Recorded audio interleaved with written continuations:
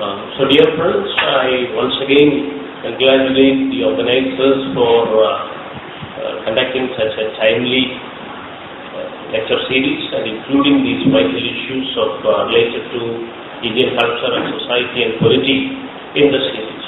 So we are facing this serious threat of fascism in India, and only through the weapon of culture, only through cultural politics of culture, we can confront this what you call cultural nationalism, which is assuming fascist proportions in the present through unimaginable violence and barbarism. So only through culture, non-violence, the real tradition of India, you can counter this pro-fascist, violent, barbaric formations in the present. So that is the significance of the people's politics, or the Dalit politics, or the Dalit bahujan politics, and their cultural expressions like literature and other arts, visual arts, theatre, cinema, music, performance, and a lot of creative narrative traditions. So that is the significance of people's politics and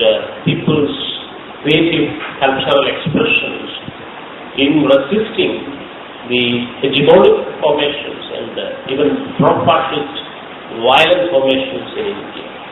So that is the context in which we discuss Dalit politics and literature today. So politics, as you know, is always defined as the collective movement of the people, the democratic politics at large that we inherit mainly through the colonial modernity paradigm. Of course, we talk about democracy and Greece and Athens and ancient European metaphysics and tradition. So of course, we imbibe the contemporary democratic politics through that colonial route, the opportunities created by colonial modernity. Politics is also defined as the art of the possible. Many scholars, including Ambedkar, has defined politics as the art of the possible. The people can make possible anything through their collective and concerted efforts, their class action, the community-oriented work, socially oriented work can make anything possible. So that is how Ambedkar defined it as the art of the possible. There is a possibility of changing the world, as Marx has uttered. Philosophers have described the world in various ways, but the point, however, is to change the existing inequalities, change and challenge and address the problems of the world, and transform the world to a greater common good. So politics means people matters. Politics means collective action of the people for greater common good, the welfare and well-being and the good fortunes and goodness of people at large, the greater common good. So politics is also the greater common good, as the way has that title. So anyway, politics means people, and politics means people matters, and it means the people at the bottom, not just the elites or the nationalist elites of India, but the larger majority of people, the extremely impoverished and excluded and marginalized people, the majority of people in India. They are the outcasts of the Varnashrama Dharma, the Hindu imagination of the nation in India. So it is the politics of this excluded majority of people who are at the bottom of things. So that is what Dalit politics is all about. So Dalits are at the bottom of all these hierarchies, and they have defined this Varna caste system of India as the greatest inequality, and these people are the weight bearers. They were at the bottom of things. They were crushed and fragmented and fissured and broken and scattered all about. As Swigil would say, his ancestors were scattered and thrown away into these marshes of bogs and into the wilderness. So that kind of scattering has happened. That is why the word Dalit, that is why we talk about Dalit, from untouchable to Dalit. That is the lesson that we learn through the Ambedkarite and Phule movement in India. So Dalit means it is there in all the Prakrit languages and there in Sanskrit also. So it means broken or crushed or fragmented or split or fissured or thrown away or scattered around. So that kind of a highly demolished, dehumanized, crushed existence, fragmented, fissured, split existence Dalits have. So they are the victims of Indian history. They are not just in India but also in Pakistan, in Bangladesh, in Sri Lanka, even in Myanmar. So in South Asia it's an issue. Wherever there is that Hindu colonialism was operating, wherever there was the Varnashrama Dharma was in practice, wherever there was the regime of Manusmriti, the laws of the Hindus, it was in practice. This problem is there throughout the subcontinent. The caste has created this problem. Caste is a deteriorated form of this Varnashrama Dharma. And what is this Varnashrama Dharma? Gandhiji has even written a book on Varnashrama Dharma and he published it through his Navajivan Press from Bombay in 1961. When Ambedkar was writing Annihilation of Caste in 1936, you know, Arundhati Roy has pointed out that Gandhi was writing something else called as the ideal Bhangi. The ideal Bhangi. Bhangi means the scavenger. Millions of people are carrying the shit of others. The caste Hindu shit is being carried away and cleaned by these Bhangis. They are called the Bhangis. So Gandhi was, unfortunately, he was idealizing this scavenging business which dehumanized the majority of people in India, a large section of the population. Even today, most of the sewage workers, as that Chaitanya Damhani's film Caught in 2014, it won the national award. So that it depicts that story of the sewage worker who commits suicide. And the police arrests a singer, a political campaigning singer who are inciting this suicide. So that kind of an issue is still there. The scavenging business is still there. Large-scale atrocities, untouchability, violence. Recently in Delhi you saw that robbing and parading naked of the Dalits and Dalit women. Yesterday or the day before, somebody was lynched for carrying the carcass or moving the cattle or something. So this kind of violence is part of everyday life in India. Unimaginable barbaric violence. You know about the caste killings in the name of honor killings. If somebody engages in an inter-caste marriage, the couple is eliminated because of the caste honor. They call it honor killing, but it is actually caste killing. So all these caste issues are reminiscent of the Varnashrama Dharma ideology of Vedic Brahmanism that captured India around BC 1500, soon after the destruction of the Indus Valley civilization, and this Vedic regime was in practice. The origin of this Varna, Jati origin is in the Rig Veda. In the Purusha Sukta of the Rig Veda, it's a part in the in Rig Veda, the Purusha Sukta, the manly hymn. In Purusha Sukta it is said that Brahma or the Virat Purusha gave birth to all these caste hymns, all the fourfold Varnas. That is called Chaturvarnya, Varnashrama Dharma. Brahman at the top, then Kshatriya, the Brahmins are the priestly classes, they are at the top, they are born through the mouth of the Virat Purusha, the Brahma Purusha, the ultimate god of this Vedic religion, Brahmanism. And Kshatriyas who were born from the hands of the Virat Purusha, they are the militia or the warrior clans. They are the kings and lords and chiefs and all. And Vaishya through the tithe, they are the trading classes. and Shudra through the fourth and last one, the Shudra, through the feet of the Virat Purusha or Brahma Purusha. So they must be slaves to all these Trivarnikas, all these threefold Varnas. Only the Trivarnikas are accepted as full-fledged human beings. They are given initiation into letters and other human rights.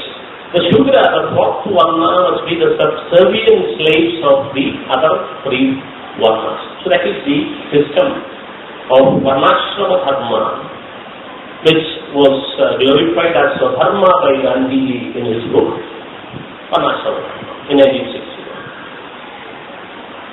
So this kind of a system, the problem with this system is that it is hierarchical. It is not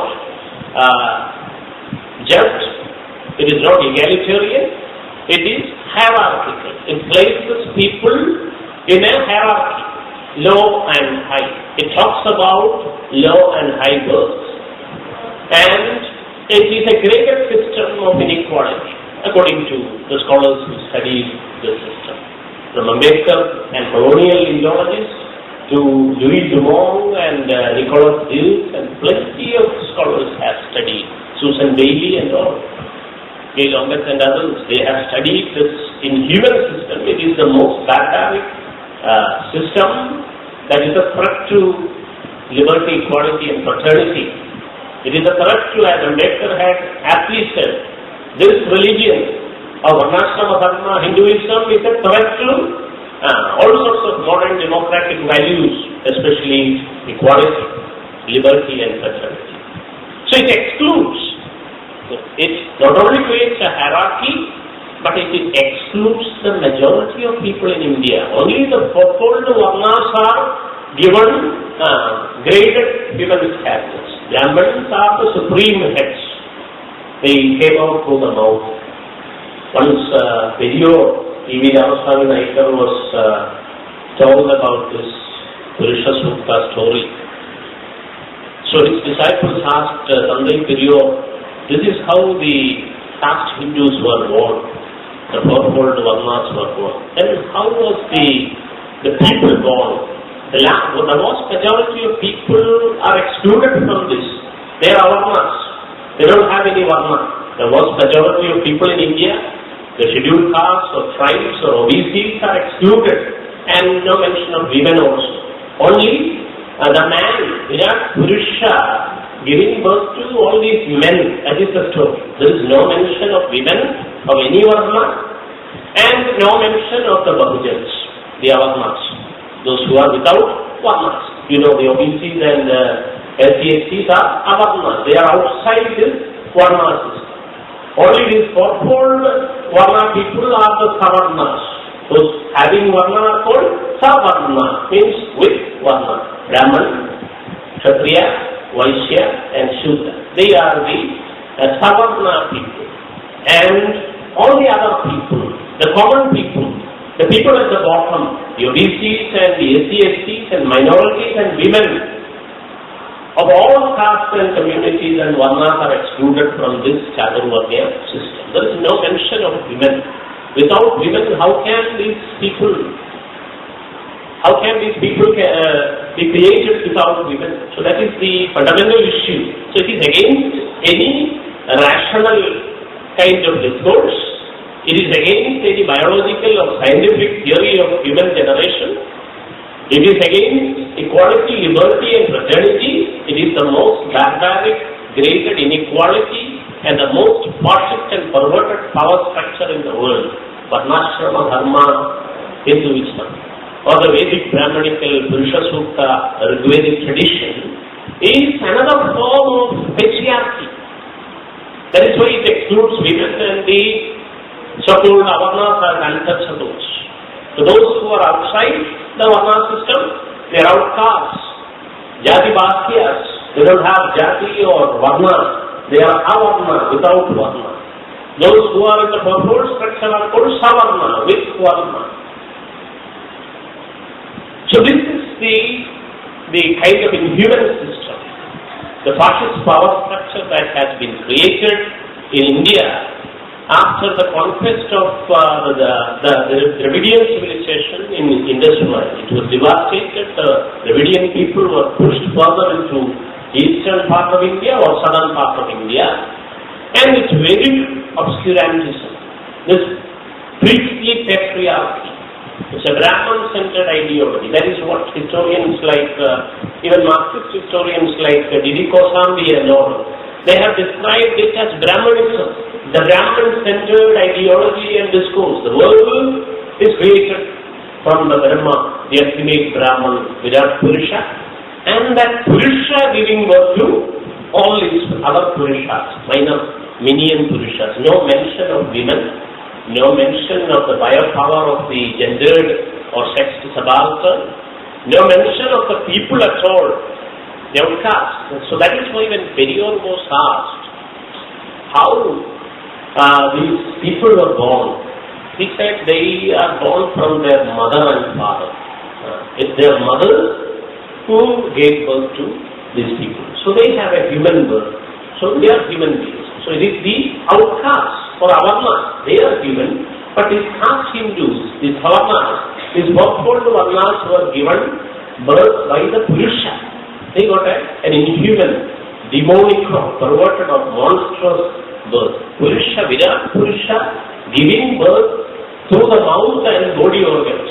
So that is the absurd story. So that is why Mahatma Phule of Maharashtra, 19th century social reformer, who is a forerunner of Ambedkarite movement. Mahatma Phule, he was a great Shudra. Though he was a Savarna, he operated with the downtrodden, the Ati-Shudra or the Dalit and other Avarnas. So when he was asked, he said, then this Virat Purusha must be having a genitalia within his mouth. Then only he can give birth to these Brahmans through the mouth. So he may be having a genital organ, a reproductive organ within the mouth. So that is how he condemned this obscurantist, absurd story of Purusha Sutta. And when Narayana Guru was asked, he said, is it like a tree sprouting into buds and leaves? Virat Purusha giving birth to these Purushas through various body organs. Is it like a tree sprouting into buds and leaves? മരം പൊട്ടിമുളച്ച് ഉണ്ടാകുന്നത് പോലെയാണോ എന്നാണ് നാരായണ ഗുരു അതിനെ പുച്ഛിച്ച് പരിഹസിച്ചു. നാരായണ ഗുരുവിന്റെ ആക്ഷേപം ഇങ്ങനെയാണ്, വിരാട് പുരുഷന്റെ ശരീരഭാഗങ്ങളിൽ നിന്നാണ്. So we are all Malayalis here, so that is why I am using a few things from Malayalam. അതോ നാരായണ ഗുരുവിനോട് ചോദിച്ചു, ഗുരുവിനോട് ചോദിച്ചപ്പോൾ പറഞ്ഞു അവരവരുടെ തന്തയ്ക്കും തമ്മയ്ക്കും ഉണ്ടായ മനുഷ്യരാണ് എന്ന് പറഞ്ഞു. നാരായണ ഗുരുവിനോട് ചോദിച്ചിങ്ങനെയാണല്ലോ പുരുഷ സൂക്തത്വം, ഋഗ്വേദത്തിലെ പുരുഷ സൂക്തം പറയുന്നത് വിരാട് പുരുഷന്റെ മുഖത്തു നിന്നും ശരീരഭാഗങ്ങളിൽ നിന്നൊക്കെയാണ് ഉണ്ടായത്. അപ്പോൾ നാരായണ ഗുരു പറഞ്ഞത് ഇതെന്താ മരം പൊട്ടിമുളച്ച് ഉണ്ടാകുന്നത് പോലെയാണോ എന്ന പരിഹാസമാണ് നാരായണ ഗുരു പറഞ്ഞത്. So all the social reformers, whether it is the great Shudra intellectual Mahatma Phule, Jyotiba Phule or Jyotirao Phule of Maharashtra, 19th and early 20th century social reformer, whether it is Narayana Guru of Kerala, who made possible the Renaissance cultural revolutions through his Ernakulam installation of 1988, or Periyar Ramaswamy, a leader of the Dravidian self-respect movement in Tamil Nadu.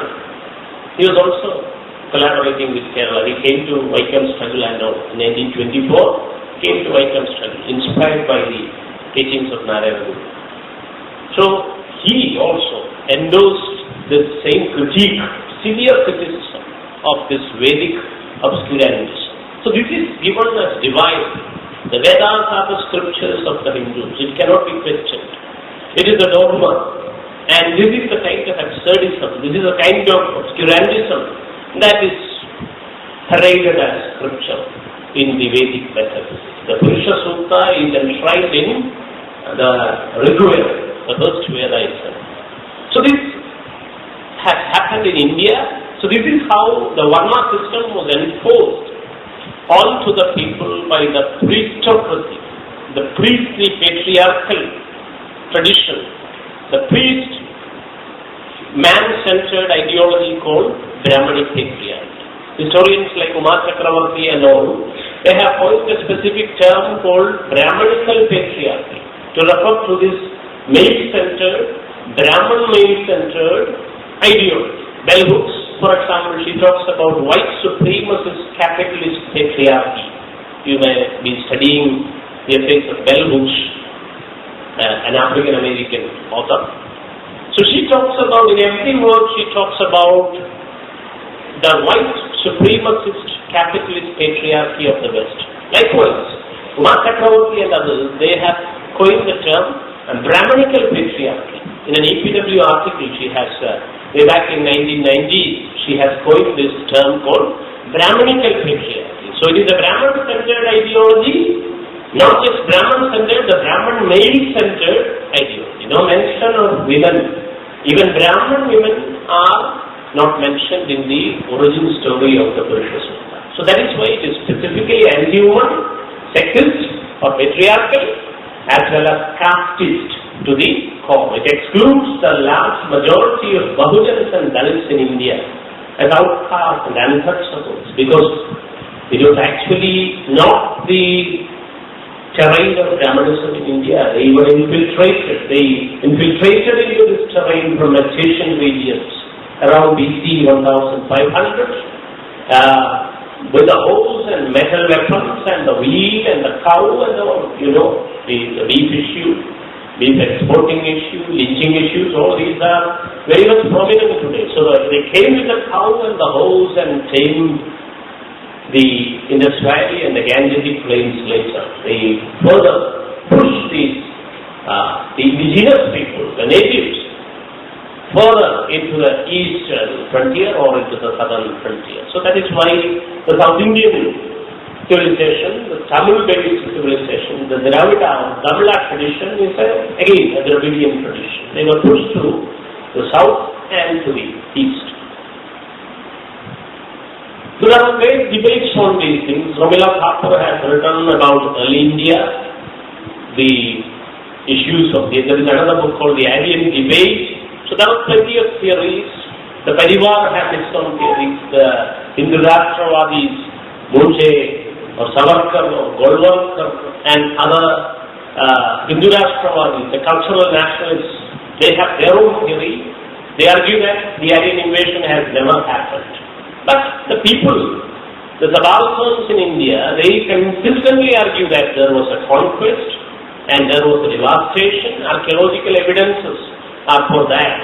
Around BC 1500, there was a sudden devastation of the Indus Valley civilization. All the relics, all the archaeological evidences are proving that particular theory or position. So anyway, this Varnashrama Dharma system or the Chaturvarnya system was enforced in India from at least BC 1500. And it was in fashion till the early 20th century, till the constitution, mid 20th century, till the constitution came into existence. It was the rule of the Hindus, it was the laws of Manu that was enforced on the people. And this Chaturvarnya was luring and imposing and enslaving people through the ages. So that is how Brahmanism, conquered the whole of the subcontinent. They made their inroads into the various princely states. They captured several palaces by luring the kings and queens. They converted the queens to the Varnashrama system. They gave Kshatriya status to the leaders and chieftains and enforced them into the Varnashrama system. That is how Ram and others, they got into this bloody game of Varnashrama. Ram was supposed to kill that sage who learned letters, who taught the people, who went to become a sage or sannyasi. You know that name of that sage, Shambhuga. Shambhuga was killed by Rama. He was beheaded by the Lord himself. Ram is called Maryada Purushottam, because he is an ideal protector of Varna Dharma. So in order to save this Varnashrama, Ram beheaded with his own hand. He went and chased in that Kandana Sita, that movie by Aravindan, you can see the chase of Chambuga that is being dramatized. So he went in hot pursuit of Chambuga, and he captured him and killed him with his own hands. So Chambuga was killed because the only guilt was that, only charge by Brahmanism was that he was a Shudra. So Shudras were denied letters. Shudras were prohibited from learning letters and teaching it. So he learned letters and he taught some Shudra or Chandala people. So that was the charge against him. That is why he was beheaded by the protector of Varna Dharma called Ram. And Ram also, he sniped to those South Indian Rajas, South Indian leaders like Bali, through chiefs, he sniped him. And you know how he abandoned his own wife in that forest when she was pregnant.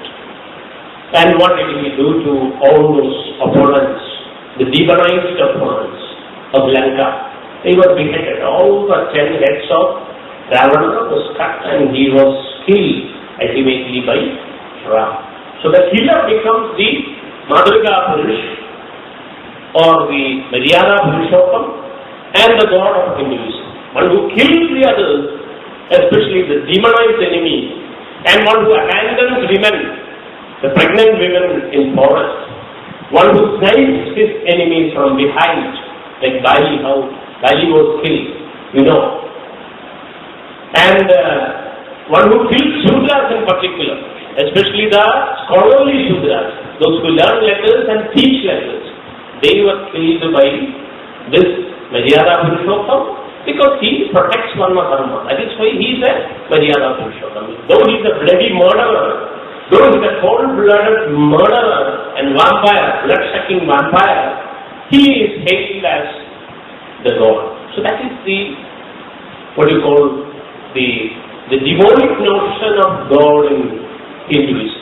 So he becomes the ideal male who protects Varna Dharma, who can even kill to save the Varnashrama. That is Brahmanism. And look at Gita.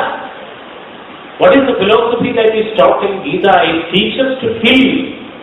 Even if your brothers and your uncles or your grandfathers are standing on the other side, the other is rendered as enemy, so they are your enemy and you have to kill. Without looking at their faces, without looking who they are, you need to kill. So it teaches to kill. It is the only religious holy text in the world that teaches to kill. So that is hailed as the holy text of Hinduism. So the ideal killer of Brahmanism becomes the God, and a text that teaches to kill becomes the holy text. So this is the violent heart of Hinduism. This is the barbaric fascist core, the Oedipal fascist core of Hindutva. That you have to. It is nothing but bloody violence and genocidal barbarism. It aims for the genocide of the other. It renders the other as demon. Like Ravana, Lanka was demonized because it was a Buddhist country.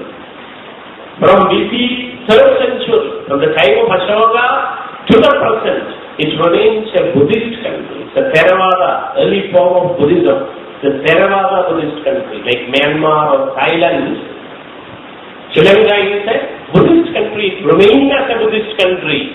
So that is why it is demonized. Demonization discourse in India began with the demonization of nuns and monks. The Buddhist nuns and monks were demonized first as Rakshasa, as Hina. The Theravada was abused as Hinayana by Brahmanism because it is against Hinduism. Is a rational religion. There is no God-centered religion in Buddhism. Buddha had never centralized God or the spirit into the heart of religion. He was questioning everything. It was a rational humanitarian, ethical, egalitarian kind of a culture. It was not a God-centered religion. Jainism and Buddhism in India. That is why Brahmanism abused them as Nastikas, the Granthis, those who deny the Vedas, the scripture. So, they were demonized first. The Jain monks and the Buddhist nuns in particular, Buddhist nuns and Buddhist monks, were demonized as Papini, plenty of Papini cows and Papini Vatams are there in Kerala. So all these were the abodes of the Buddhist nuns. Cow itself is a colloquial form of Kenya cow, Kenyastri. Even today, you know, the RSS and Hindutva brigades, they have that rabid squad who can murder and loot and plunder and rape the nuns. Now they are chasing down the Christian nuns. Now they are after, even 72-year-old nun was raped in North India a couple of months ago. 72-year-old Christian nun. She was raped. You know the story of Graham Stage that happened in Kandamar in Orissa in 2008 and all. So there was a series of violence against the missionaries in Orissa from 2000 to 2008, and in Kandamar in 2008, Graham Stage, an Australian missionary, and his family, all of them were tortured, talked to death. They were put into the burning jeep or something. So this kind of violence, still it is continuing. Now they have eliminated all the Buddhist nuns. Now their anger is against the Christian nuns. So this began in early part of the Common Era, in the 4th or 5th or 6th centuries AD. And the Buddhist nuns and monks were demonized first, and they created slurs or hate stories, hate discourses against slurs against the nuns and the monks. They were rendered as papinis and rakshasas and demons and monsters, like Ravana. Ravana was made into a monster, a 10-headed monster, because he was a Buddhist. He was a leader from a Buddhist country, Lanka. Lanka remained a Buddhist country. That is why he was demonized. Rakshasa Rajya and Rakshasa Raja. All the other egalitarian rulers, all the other Buddhist leaders were also demonized. Like Mahabali is another example. Ravana is a typical example who was killed by Rama himself. And Mahabali is another example who was a great ruler of South India and Western India. Even Mahatma Phule called future India Balidat, the kingdom of Bali or Mahabali, the great Asura king. Mahishasura, whose murder is celebrated in Navratri, is another example. Mahishasura, the buffalo demon, the buffalo man. Even today the media calls Lalu Prasad the buffalo man, the Mahishasura. So the demonization continues to the corporate Brahmanical media of the national capital. Even today, that demonization that began with the killing, the murder of all the Dalit bahujan egalitarian rulers like Mahabali or Ravana or Mahishasura, it is continuing in the present. That is why the Brahmanical media, the corporate media led by Ambani or Adani and others, they celebrate the murder. So all the festivals, you look at the Vijayadashami tradition of Navratri. Navratri is the murder of Mahishasura. Using women, they murdered Mahishasura and they glorified women as Devi. Vijita and Kalpana Kannavira and all those Indian feminists, they have written why women fear the goddess. They have written a book called Why Women Fear the Goddess. Because goddess is a glorified creation. They glorified goddess and also they exploit them at the same time. There is no mention of women in Purusha Sutta, I already told you. So, it's an idealized concept. For killing Mahishasura, they glorified that lady as the Mardini. Mahishasura Mardini. One who tortures one who lures Mahishasura through sexual pranks and biopower and kills him through cheat and bloody usurpation, kills him. That is Mahishasura Mardini. And her triumph is being celebrated. But all these stories have ancient Buddhist origins. Vijayadashami was actually Ashoka Vijayadashami. Ashoka, the great Mauryan emperor who made possible an empire that stretches from Gandhara in the west to Burma in the east. From Kashmir to Kanyakumari, that was the empire of the Mauryan, the greatest empire in India. The Mauryan empire. He was a great Mauryan emperor. And he was also a Hindu in the beginning. He lived in BC 3rd century. Buddha lived in BC 6th century, 7th and 6th century. That is the time of the Buddha. Anyway, let me complete that course. I talked about the devastation of Indus Valley civilization, a Dravidian civilization, and the enforcement of Chaturvarnya Varnashrama Dharma in Indian regions, especially Indus Valley and the Gangetic plains. And this degraded into a form of caste system by the time of the Buddha. By BC 7th and 6th century, the time of the Buddha, this evil system, the most perverted system of social stratification called Varnashrama Dharma, was degraded into the heinous caste system. And the Manusmriti and all those untouchability, humiliating rules were in practice.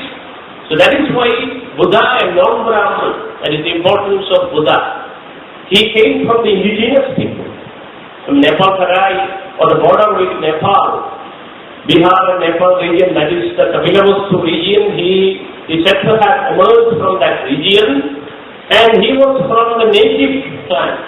He was a Shakya, a tribal, originally a tribal group. His father was a Shakya chieftain.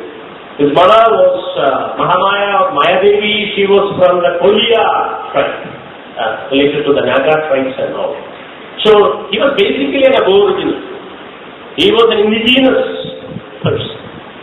That is the importance of the Buddha. So he challenged this perverted power structure. His was the first major theoretical challenge to Brahmanism and the Purusha Sutta and Chaturvarnya. So he contested that priestly patriarchy. He totally rejected the aristocratic monopoly over religion and God and the other world and all. And he created something called the his own Sangha, an egalitarian sect. That is the beginning of Indian democracy. Buddha's constitution of the Sangha or the egalitarian sect is the beginning of Indian democracy, and it is the foundation of all the origin of Dalit politics in India. The people's politics. If Dalit politics is people's politics, if it is Dalit bahujan politics, it has its origin in BC 6th century. In the challenge of Buddha against caste and Brahmanism. He challenged Brahmanism, he challenged the Vedas, he challenged its ruined form called caste system. That is why he created a democratic sect called the Sangha, an enlightened group of the Sangha, a rudimentary democratic formation in India, which Ambedkar subscribed later. Ambedkar had undoubtedly declared that it is from my Guru Buddha that I draw all these values. What are democratic values? Not just through my education at Columbia or from my Western upbringing and research abroad, but from the egalitarian Sanghas of the Buddha. So he challenged Brahmanism for the first time, and he tried to create an egalitarian, inclusive. That was the importance of Buddha's Sangha. It was inclusive. If Brahmanism or Hinduism, Chaturvarnya or Varnashrama Dharma excludes women and untouchables and others and outcasts, Buddha included all these things. He included women into Sangha. Even Dalit women were included, into his Sangha. That is the importance. Tagore, as students of literature, you may know, Tagore has written that play called Chandalika, in which the Chandalika, the outcast Chamar woman, is being included. This Bodhi film is on that, Malayalam film, Bodhi is on that, and Kumar Das and Chandala Pichugi, that is also about that inclusion. The great egalitarian, what we call pro-woman inclusion of Buddha is attacked against Brahmanic patriarchy by including even Dalit women are made into the missionaries. That is the greatest insight and what we call futuristic vision of the Buddha, making women, untouchable women as missionaries, equal to all those monks.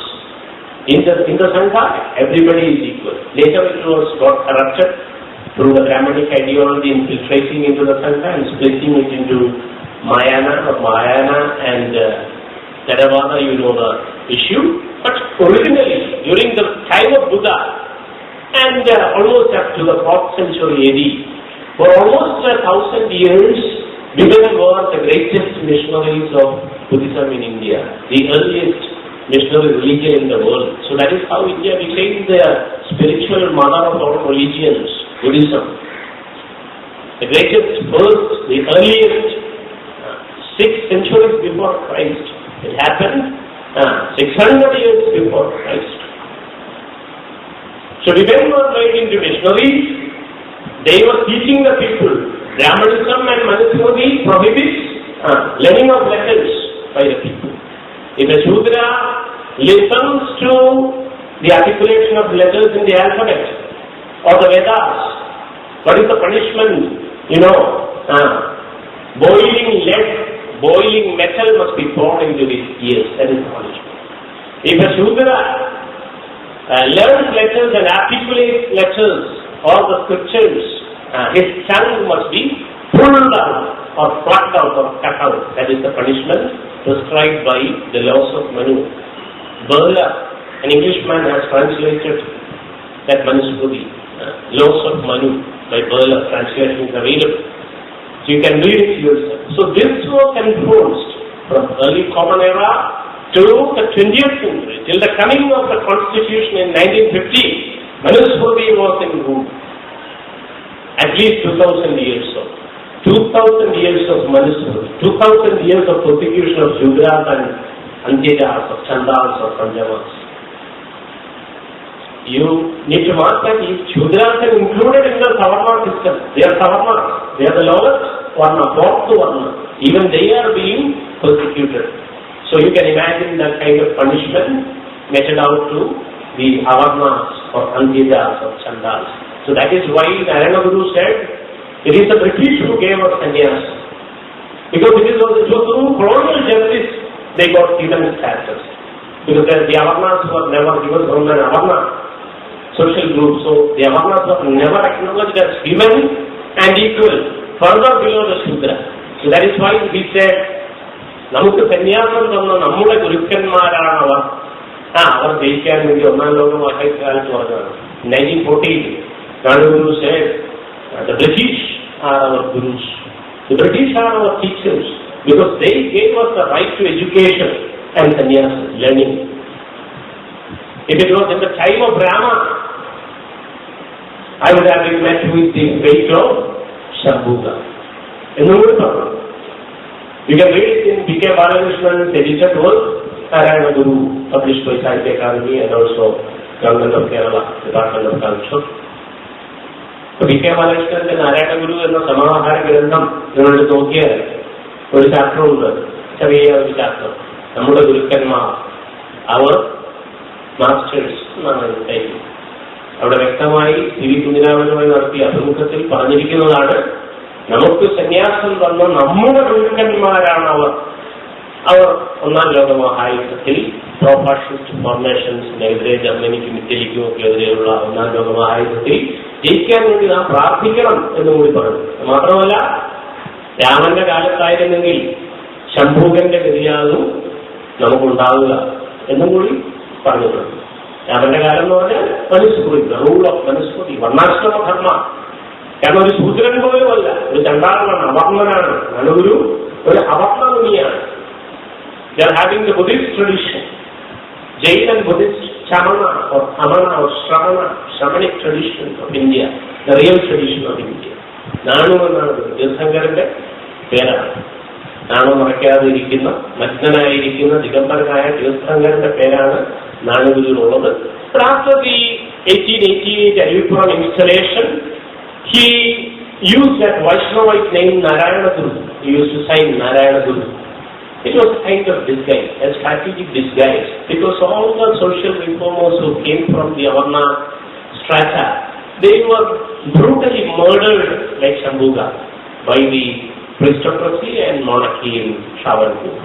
So Aratunga Velayappanikar, he was the pioneer of social reform. He created that Avarna Ambalam for the Dalit bahujans at Aratunga in Bangalore. He was murdered. He was brutally murdered in 1879. And he was learning his lessons at Varamapalli. Time of the Varamapalli താമസിച്ചുകൊണ്ട് അവിടെയുള്ള കുടിപ്പള്ളിക്കൂടത്തിലാണ്, എഴുത്തുപള്ളിയിലാണ്, കുമ്മമ്പള്ളി എന്ന് പറയുന്ന എഴുത്തുപള്ളിയിലാണ്. All these Pali traditions, it is from the Buddhist place. That is why even today the minor religions, Christians or Jews or Muslims, they use the holy place as Pali. It's a Pali word. It came to Kerala at least in BC 3rd century through these great nuns, the Papinis of Ashoka. Ashokan missionaries brought that tradition, Pali, Pallikudam, Pataka, all those things. So Christianity and Islam in Kerala and South India, they are also having the Buddhism. All the people in Kerala before the 8th century, they were Buddhists and Jains and Ajivagas and Jews and all. Christians were also there. So only from 10th century you have Islam. The earliest Pallis in Kerala, Cheraman Palli of Kodungalur, for example, it is 87th century, because Prophet lived in 87th century. And the first Pallivana the first, he went to Mecca and he saw Prophet himself and he became Tajuddin, and on his return he died on the coast of Oman. His cover is there in Oman. The second Pallivana, who lived in 16th century, he went south to Kutanada, the land of Kutan, and he consecrated Mahamaya and Buddha in those shrines in Kiliru near Kottayam and also in Neelambelu. Those temples are still there. Actually, it was Buddha and his mother Mahamaya who were the main deity. Now, after in the 17th, 18th century, it was Hinduized, and Mahamaya is changed into a Bhagavati, Hindu Bhagavati, and Buddha is converted into Krishna at Kiliru and Vishnu in Neelambelu. The Krishna Perinjuram temple is also a consecration of Pallivana II, where we find this Bhagavati and Vishnu. Originally, in the 16th century, he lived in the 16th century, he was the last of the Buddhist princes of Kerala, Chera princes of Kerala. Originally, it was Mahamaya and Buddha himself. Even today, you have that Mahayana style. These are Mahayana shrines. So Mahayana style idols, bronze idol and the fresco are also there in Kiliru. You can see that. So this is the Buddhist past of India and Kerala.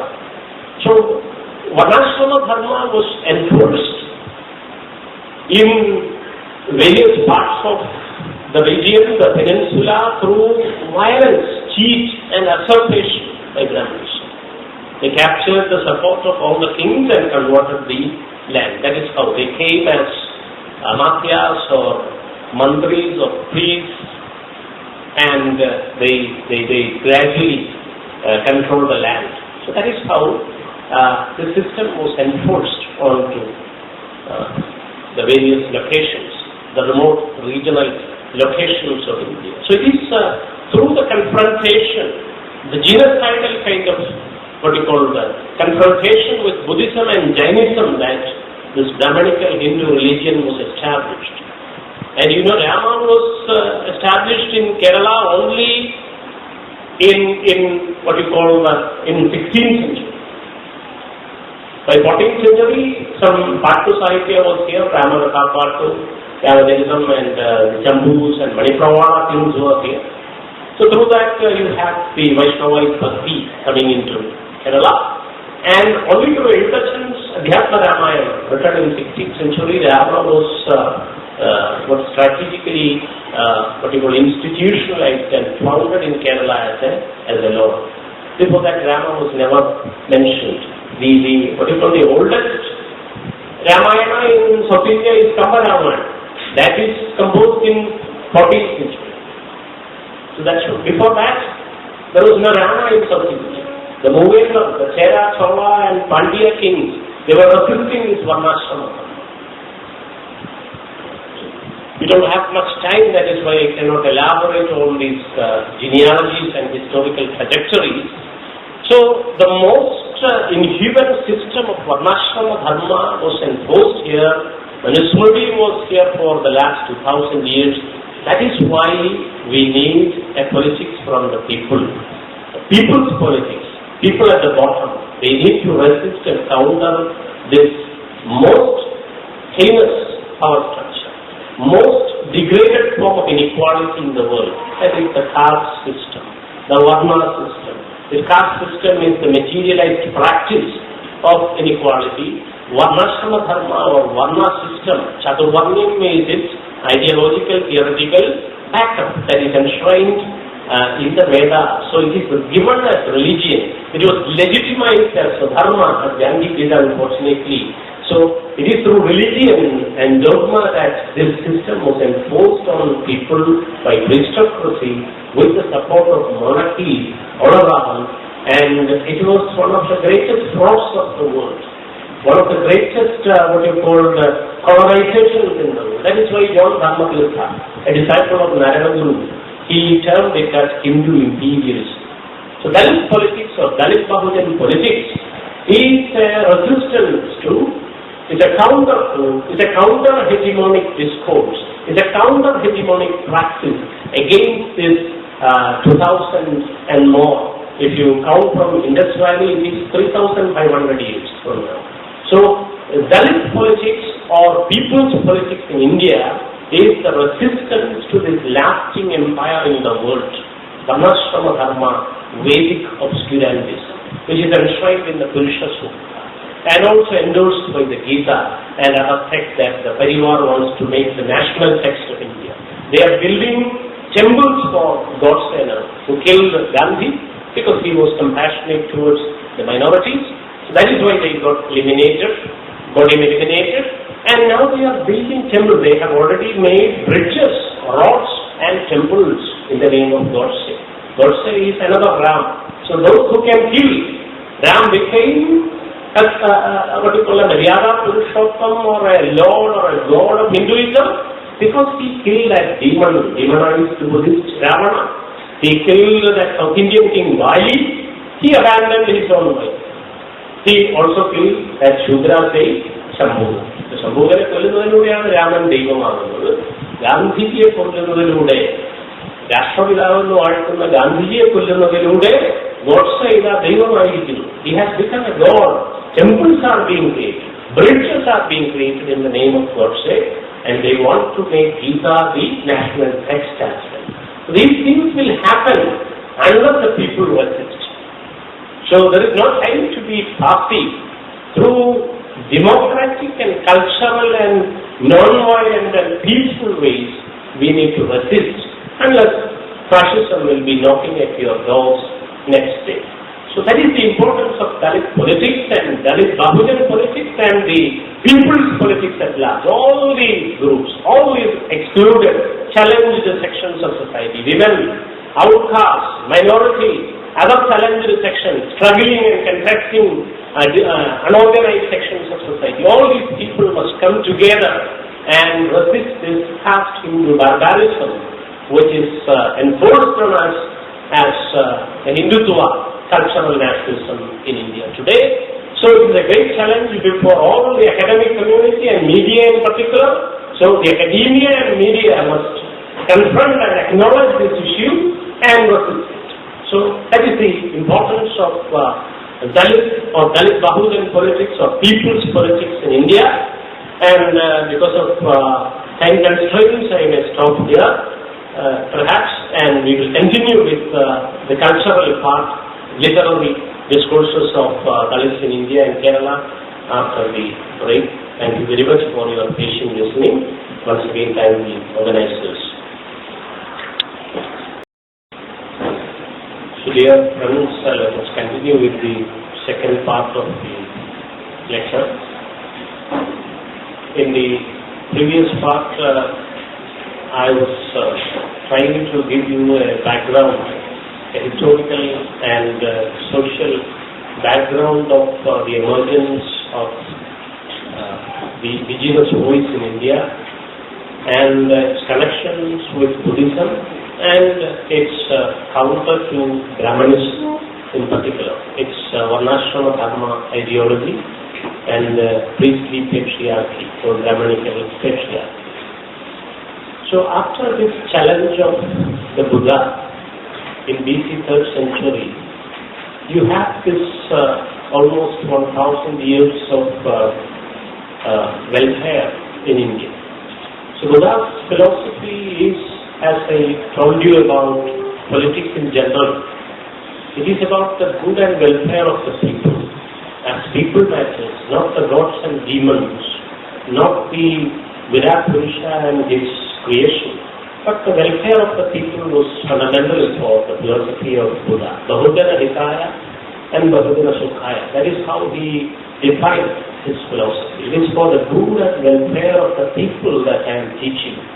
He delivered almost 65,000 lectures in various parts of the peninsula through his travels. Some of them were walking talks. He has never slept. Those who sleep, the floods may take him. That was his utterance. So he, through all these discourses, all these lectures delivered to the people, accepting their pittance as a beggar, was a beggar. That is why they are called bhikkhus or bhikshus or pichakara or dharmaka. They were the they were the beggars of ethics. They were teaching lessons and ethics to the people, especially the nuns. The cows. That is why you find a lot of cows in Kerala even today. Kanyastris, they have taught lessons to the people. They have given medical care to the people, accepting their defects. So after this great missionary zeal of the Buddhist nuns and monks, there was a well-being in India. And towards the early decades of early centuries of the common era, Brahmanism captured the power of India again by assassinating Mauryan emperors and installing Hindu regimes all around. And only in later Middle Ages you have a kind of popular resistance to this. That is in the Bhakti movement. So the liberative aspects in Bhakti are the reminiscence of the Buddhist tradition, literacy or egalitarianism, spiritual equality, all those things that you find in the early Kannada Vachanas by Takaya and Chennaiya in 11th century in Karnataka, who are identified as early Chennaiya and Takaya. They are Dehara Takaya and Madara Chennaiya. They were identified as the first or foremost Dalit writers in India. They were writing this Vajra tradition. This Chennaiya is even called the so-called father, not in the Purusha Sutta analogy, but the father of Vajra tradition. Dr. Kalburgi was assassinated recently by the Hindu Rashtra Waris because he was researching in this tradition, the Dalit tradition of Vajra origin. Again, when you are asked who is the so-called father of Dravidian movement, you may answer Periyar, but it is not Periyar, it is Ayodhya Dasam. What is Ayodhya Dasam?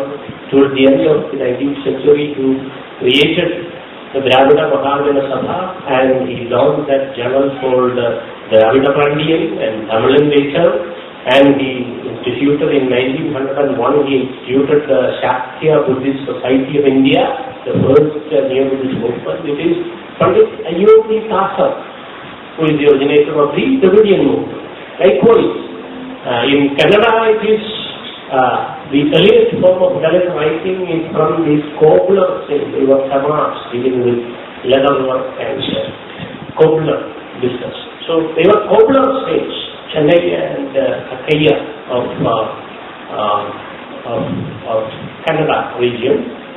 And in the 14th century you have another Bhakti saint, untouchable saint called the Chokkamela, Maharashtra. He was from 14th century Maharashtra, Chokkamela. He was absorbed into the Vaishnavite stream later. Though he was an untouchable, a Maha, an ancestor of Dr. Ambedkar himself, so he was absorbed into the Vaishnavite stream later, and even in 20th century, Ambedkar was prevented from visiting his shrine, Chokkamela shrine. Ambedkar wanted to pay homage to his ancient 14th century untouchable Maha poet saint, Chokkamela, but he was prevented by fascists. Like Ernakulam was prevented in the roads of Vaikam in 1924. Ayangari was forced to dismount from his visibility in Vaikam. Ambedkar was banned or prohibited from entering his own ancestor Chokkamela's shrine, trusting place.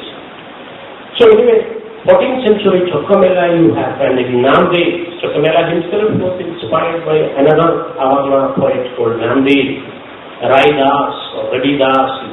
So Ravidas or Raidas, Namdev, Tugavar, Chokkamela, all these people emerged in 14th and 15th century in Maharashtra.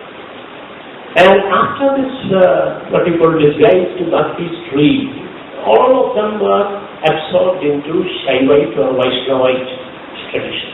Hindutva absorbed them, like Buddhism, through Mahayana they split and reabsorbed Buddhism into the field, into fold again.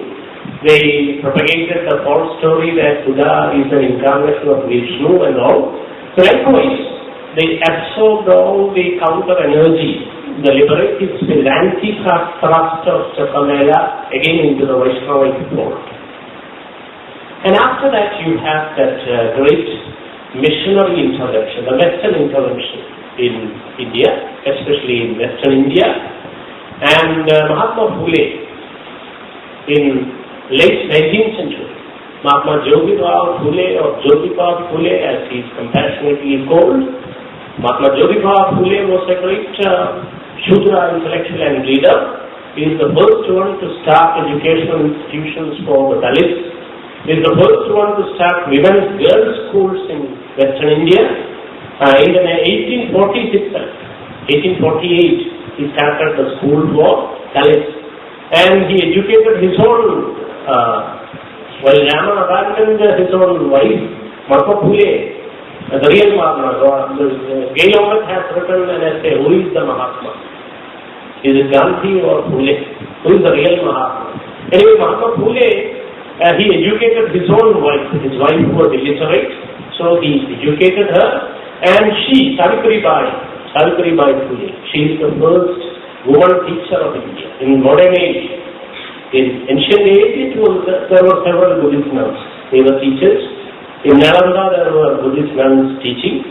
Nalanda, Vikramashila and Odandapuri were great global universities. All of them were run by Buddhist monks and nuns. But in the modern times, it is Savitribai Phule, the wife of Mahatma Phule, happens to be the first teacher, lady teacher, not teacher, lady teacher. So this is the kind of social revolution that happened in Western India, in Maharashtra. Sister Jaffrelot, Gail Omet, all these scholars have studied. Plenty of books are there on the Phule movement, which is a forerunner of the Ambedkarite movement in India. So Phule got education like Ernakulam, He also acknowledged the Western intervention. He accepted the modernity that came with colonialism through English language, because he was educated in missionary school, the Scottish missionary school. As a Shudra, he was denied education in the Varnashram. Like Chakabhi Swami was denied a seat in the Vedic school because he was considered as a Shudra, though his father was a Brahmin.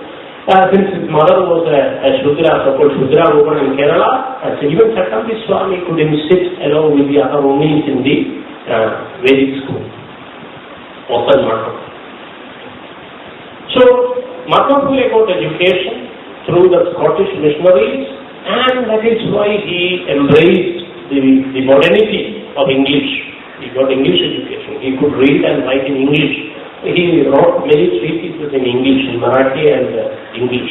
So he wrote those slavery, Gulamgiri, and he translated it into English himself. He wrote that the lash of the slave master, plenty of things about caste slavery in India. And he started schools for untouchables, started schools for women, girls, Dalit girls in particular. And he organized that Satishokat Samaj, where every caste were included. And he called the Dalit Adishudras. He was a Shudra, so he was talking about Shudra and Adishudra. He was also talking about Dalit and Dalitovdhar, like these Harijanodhar. He was talking about David Rambarikuna and others who have written these things in Malayalam. They have argued that in Phule's own writing, you will find the word Dalit.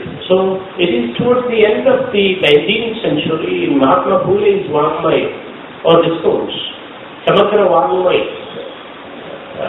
that Maharashtra government has published it. Ananjay Kiru has edited that book, Phule, Samagra Vangmai, the whole discourse of Phule. And G.P. Deshpande has edited that selected writings of Mahatma Phule, published by that lecturer. So you can find these writings in those volumes. Anyway, he was the first major thinker in India to talk about the Shudras and the Adishudras. And the word Dalit was used, according to some scholars, by Phule himself, Dalitovdhar. So, after Phule's movement, he warned the bahujans. He talked about the Baliraj. Imagine future India as the Baliraj, the kingdom of Mahabali, a great renouncer and ethical ruler of the egalitarian ruler. That is why he was demonized and pushed to the netherworld by the Brahman dark called, that dwarf is called Vamana. Southern Ayappan talks about Onapata. In Onapata, a short poem, Ayappan talks about the cheat involved in Yamanadasham, Vedinyireganam, Mahabali Vaishya Virisireganam. You need to leave this ideology of the Brahman dwarf called Brahmanism, and you must recover the old egalitarian ethical rule of Mahabali. That is the advice given by Sahodara. So likewise, Mahatma Phule in Maharashtra also compared this future India as a Baliraj, and he compared that Baliraj with Kristuraj.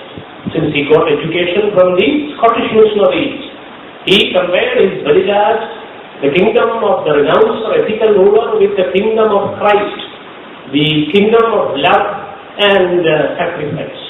That is what Christ stands for. So he imagined India as a Baliraj and he compared it to the kingdom of Christ. So again, Dalit literature has its origin, has its philosophical underpinning in this compassion of Phule, in his acceptance of Phule, like Narayana, he also embraced the liberative aspects of the colonial missionary Western intervention. He acknowledged the liberative break provided by the Western intervention, colonial modernity in India. So that is why he compared his Baliraj to Kristuraj, the kingdom of Christ, the kingdom of love and sacrifice. Baliraj is also such a renouncing, ethical, sacrificial kind of a rule. So after Mahatma Phule, you have Ambedkar emerging. And Dalit literature is actually an outcome of Ambedkarite writing, Ambedkarite cultural politics. Because it is Ambedkar who inquired about the social inequality in India on a theoretical basis for the first time in a scholarly manner. Because he was educated in the West, he had 2 PhDs, one from Columbia, one from the University of London. So in various subjects, in economics and law and various subjects. He was also pursuing his higher studies in Germany and so on. So he had great exposure to all the Western metaphysics and philosophy and political theory and statecraft and diplomacy and training in democracy and modern economics and everything. So he was in the right position to create a kind of epistemological base and archive for the people in India. So it is the outcome of his own writing. Ambedkar was supposed to ask the key questions in Indian history and culture and society and politics, like who are the untouchables? He was the one to trace the legacy of the untouchables. Who were the untouchables? Are they barbarians? Are they degraded non-human beings like the demons of Ramayana and Mahabharata? The Hindu epics demonized the native people as Rakshasa or Asura or demons. Are they demons like that? And he found the answer. The untouchables were broken men in the 1936. In 1916 itself, castes in India. That is this foremost treaty dealing with the origin and degradation of Varna system into caste in India. It's an MA dissertation, a seminar that he did with John Dewey and in Columbia. 1916. He was in Columbia. Recently, Columbia University has selected him as the greatest scholar in the world. He's Ambedkar. So, in 1916, MA dissertation, MA seminar paper, he was facing the origin and the degradation of the caste system in India. And in 1936, he wrote that who were the untouchables. In 1936, he wrote that annihilation of caste. He inquired about the origin of caste. In 1936, he wrote, while Gandhi was, as Adesari has pointed out, while Gandhi was writing the ideal fungi, glorifying this scavenging business for Tiffany, Ambedkar was writing annihilation of caste. How to get rid of caste through human compassion, through love, ethics, only through intermarriage and interdyeing and that kind of fraternity. You can surpass caste. That was his solution. And in 1946, he wrote over the untouchables. And in that work, he traced the legacy of the untouchables, all the Avarna people to Buddhism. They were broken men because they never submitted to Brahmanism, because they never accepted Varna theory and the caste system, because they never submitted to Brahmanism, Hindu order of Varnashrama Dharma. They were pushed to the peripheries of the village and they were punished by Brahmanism for sticking on to Buddhism, not leaving the Stravanic traditions to Buddhism or Jainism and never accepting Brahmanism. So that is the theory supported by Ambedkar regarding the origin of the untouchables. So who are the untouchables? Clear answer is given historically and sociologically by Ambedkar by looking into the various archive of texts, Pali and Sanskrit and many writings, Srutis, Mudis, Puranas, and all these things are probed. He learned Sanskrit and Pali to study all these things.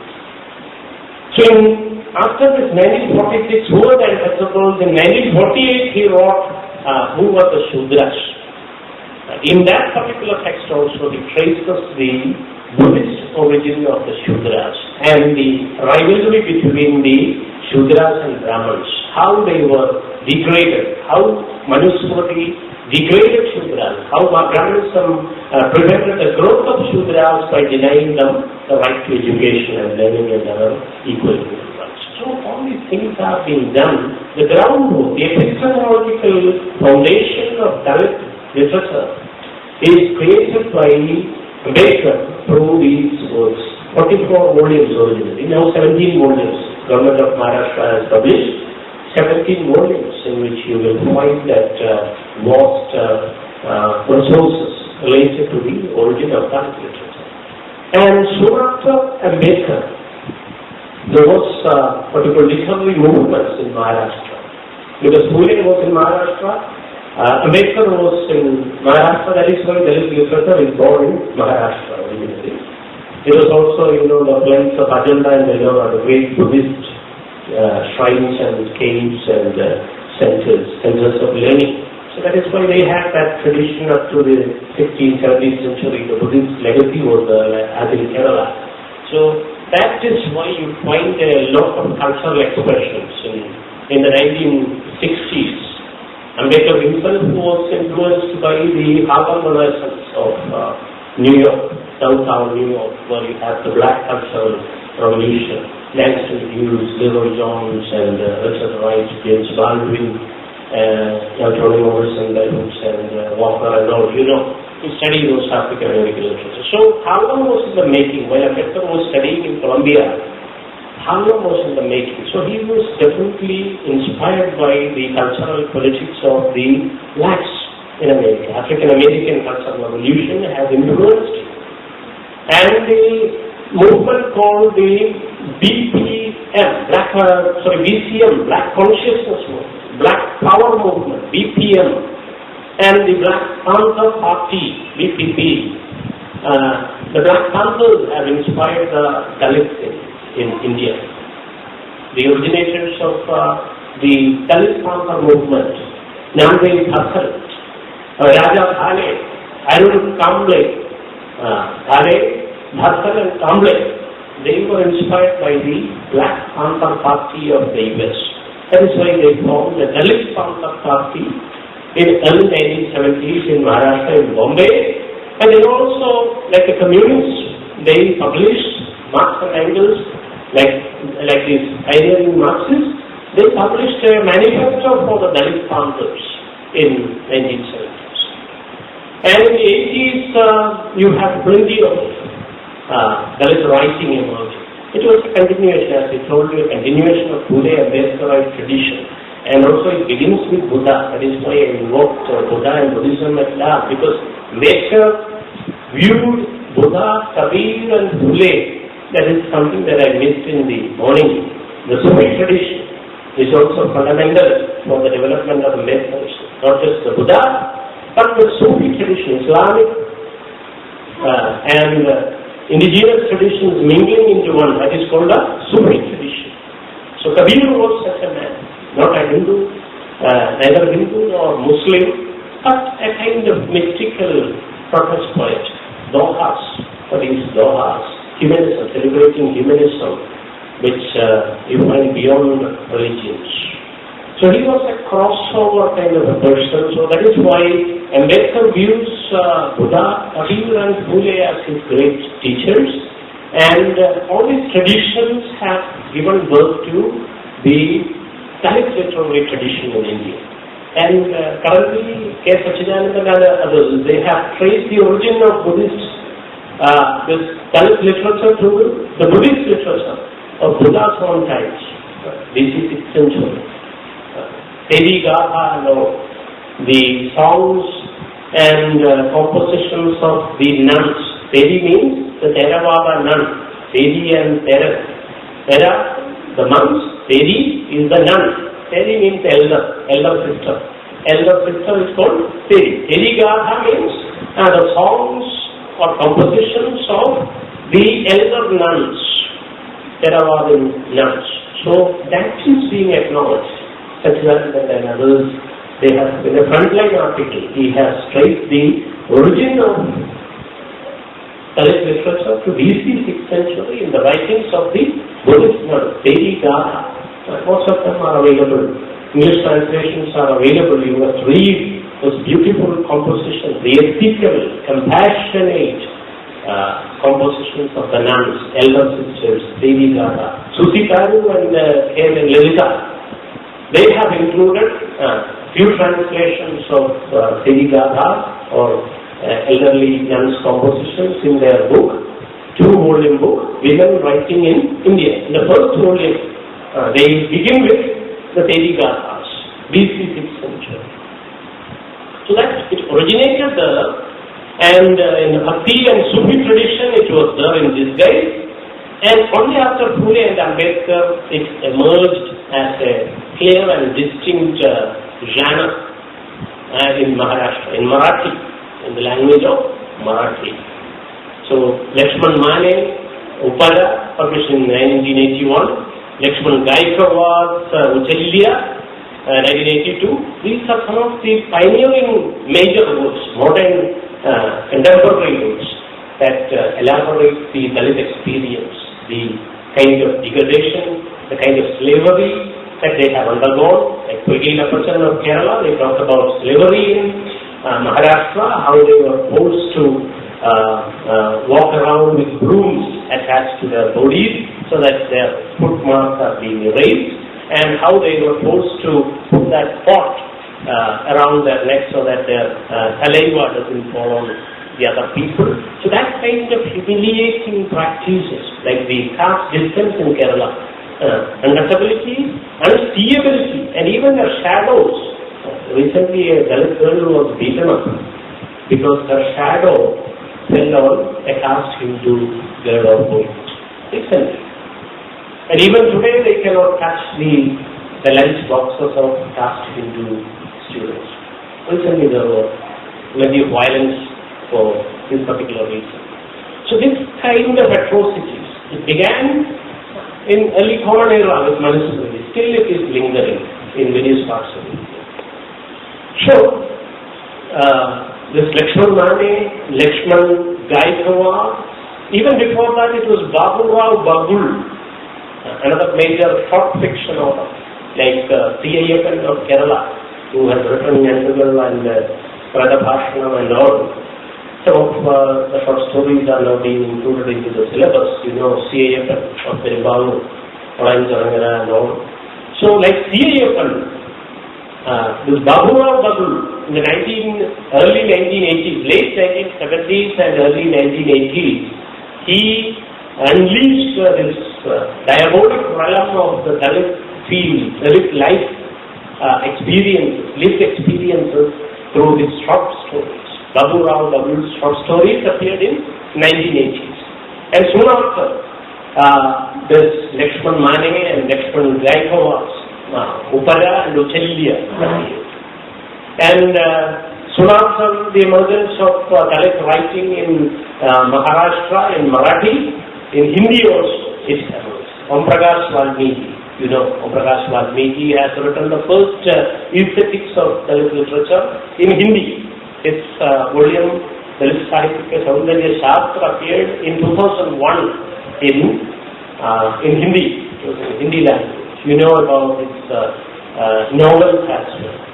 Then of course in 2004 you have that English edition by Sharan Kumar Limbare. He originally wrote it in Marathi, but the original has been translated. In 2004 that was published as the aesthetic, towards the aesthetics of Dalit literature, which is a major challenge to the what you call the Hindu literary tradition, the Sanskritic and Hindu Sanatana Dharma aesthetics of India. It's a challenge to the so-called Indian aesthetics itself. It's a serious critique and deconstruction of the so-called celebrated Indian aesthetics in course. Because Indian aesthetics is, or has been at least reduced to the Sanskritic aesthetics by the nationalist elitist scholars in India. The Savarna scholars have reduced Indian aesthetics to the Sanskritic aesthetics of Rasa and Puni and Vakrofti and other South India contrasts. So anyway, in this particular volume, towards an aesthetics of Dalit literature, published by Macmillan, now I think Orient Black Swan Sharan Kumar Limbare, Marathi writer and academic, a novelist, short fiction author, he has challenged the foundations of this Rasa theory and other Sanskritic aesthetic theories of India. So he has challenged all those Satya, Shiva, Saundarya concepts. That is the foundation of this Indian aesthetics, so-called Indian aesthetics. But the Indian aesthetics includes all the Buddhist things, the Jain things, the Ajiyoga things, the Sufi things, the Sikh tradition, the Islamic tradition, Christian, Jewish, and also rational and women's tradition, the outcast tradition, all these things. Indian aesthetics is a plurality, but unfortunately it is limited to the Sanskritic Rasadhani authority thing by the national state. So he challenged the foundations of this, and he exposed the unethical and unjust, underpinnings of this aesthetics. What is good? He asked. What is Satyam? He asked. If it is for the welfare of the people, if it is for the egalitarian existence of the people, then it is good for the people. Nothing that divides people can be claimed as Satyam, Shivam and Sundar. What is beautiful? It is a relative term here. If something that consolidates Brahman hegemony or the caste Hindu prominence, it is not Satyam. It is not Shivam. Shivam means what we call auspicious, Shubhakaramani. So, this is a very rational and humanitarian critique from the bottom that is provided by Sharan Kumar Limbale in the work towards an aesthetics of Dalit literature. And he also compares Dalit literature with African American writing, with Toni Morrison, who actually elaborated on African American community and their own history, how they survived slavery, 500 years of colonialism and slavery, says Toni Morrison in Playing in the Dark, in that three-part lecture series, which is published later as a book. Her major critical work, Playing in the Dark, Whiteness and Literary Imagination. She talks about how slavery has informed African American culture, how American culture is being shaped in turn by the struggles of the black people in America, how it is built on the blood and sweat of the toiling black masses. So such a comparison, like Toni Morrison, like Alice Walker in Search of Her Mother's Garden, she talks about black women's creativity. Black women were artists and poets. She talks about Phyllis Wheatley, that slave girl, Phyllis Wheatley, who couldn't even afford to sit down and write. She was composing poetry, an illiterate slave girl, an abducted slave girl like Phyllis Wheatley. And she compares Phyllis Wheatley to Virginia Woolf, who wrote about the Room of One Stone and all. So that kind of comparisons are there in Sharan Kumar Limbale's work towards an aesthetics of Dalit literature. So you need to read that very short volume. So Sharan Kumar Limbale has provided this theoretical insight into the development of Dalit literature, and he talks about Dalit literature as an inclusive category. Not just the literature written by Dalits themselves, but other writers, other sympathizing writers. Dalitist writings are also there. He talks about Dalit consciousness, the consciousness that prompts a person to write for Dalits.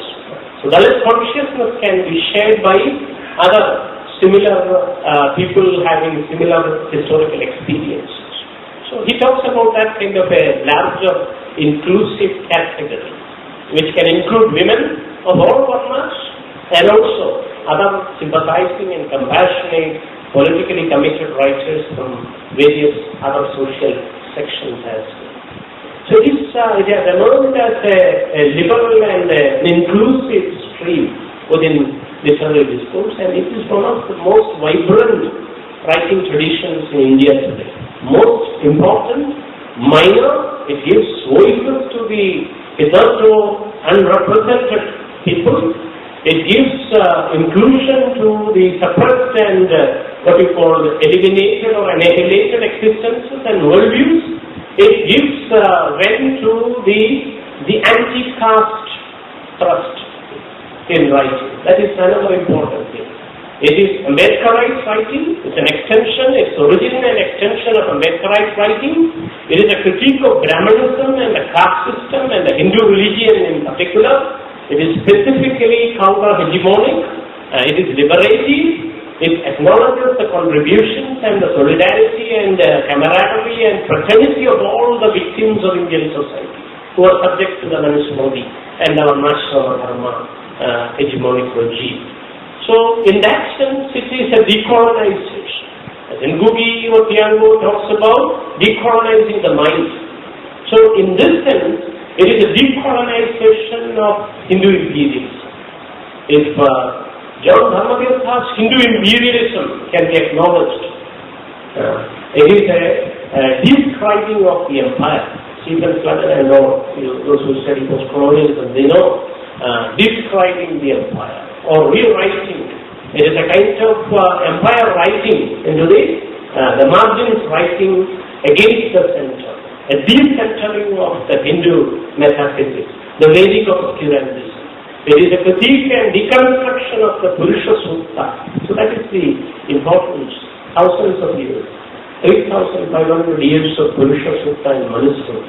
It is a describing, it is a decolonization of Hindu imperialism, or what you call Hindu colonialism, which is the worst form of internal imperialism in any part of the world, in the whole of human history, and it is a lasting empire. Radically and all, we talk about American neo-imperialism as a lasting empire. Radically, a Marxist, Pakistani critic and intellectual. He has many books on American imperialism. He calls American imperialism as a lasting empire. But I would say it is the Hindu imperialism which is the lasting empire in India. It is the caste empire that kills, that lynches people for removing the castes, that forces people to take the shit of others on their heads. That's imperialism.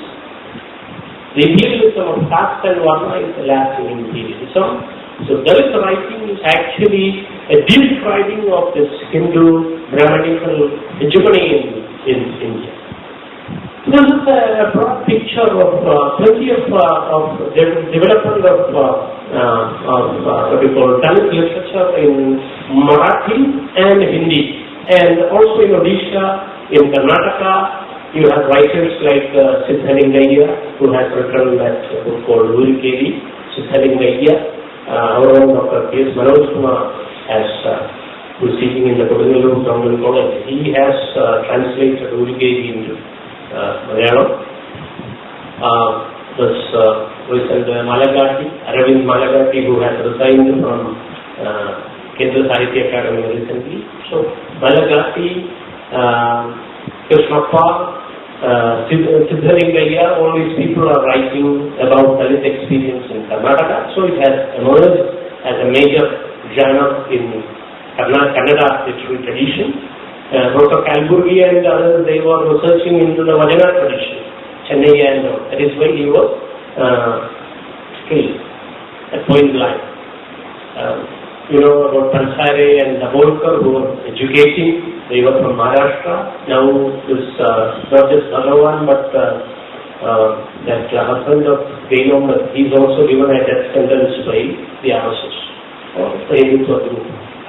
It is RSS we know, from Gandhi to Kalburgi. It is the same Hindu supremacist organization, a Brahmanical organization that is doing all these terror killings in India to silence the critiques of this Varnashram of Brahmanism. That is what they are doing. So, in Kannada, after Hindi and Marathi and Hindi, it has emerged in Odisha, in Odia language, as well as in Kannada. And in Tamil, it is a vibrant mode of writing. We know about Pandit Ayodhya. He was the originator of this Dalit writing, and the first Dalit Buddhist or Neo-Buddhist movement in India, even before Baba Sahib, it was Pandit Ayodhya who inaugurated the discourse of Neo-Buddhism and Dalit writing, the Dravidian identity movement. All these things were started by Pandit Ayodhya. This G. Aloysius has a book called Ayodhya. Neo-Buddhist religion as emancipatory identity. Neo-Buddhist movement among Dalits under colonialism. Nation without Nationalism Without a Nation in India. That is another book by G. Aloysius. He is now translating the works of Pandit Ayodhya Thakur, the pioneer of Dravidian movement and the pioneer of New Buddhism in India.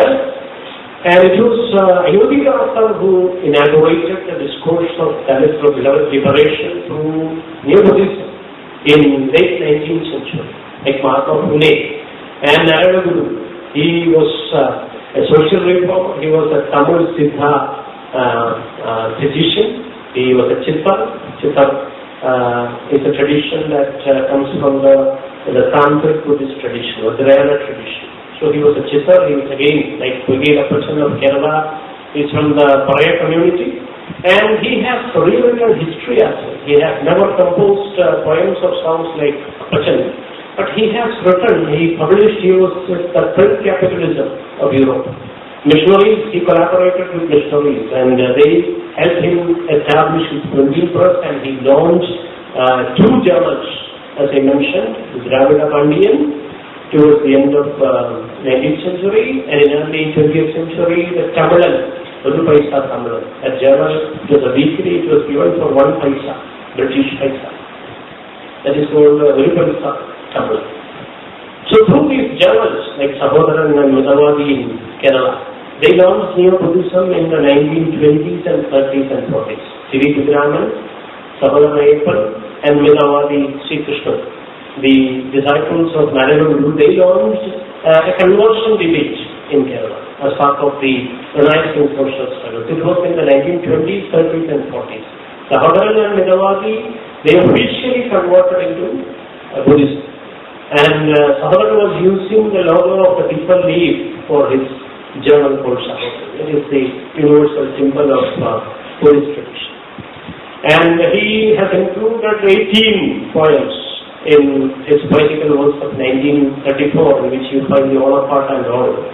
18, there is a Buddha Kanda. A canto itself is there. It is called Buddha Kanda. 18-20 poems related to the Buddhist cultural legacies of Kerala.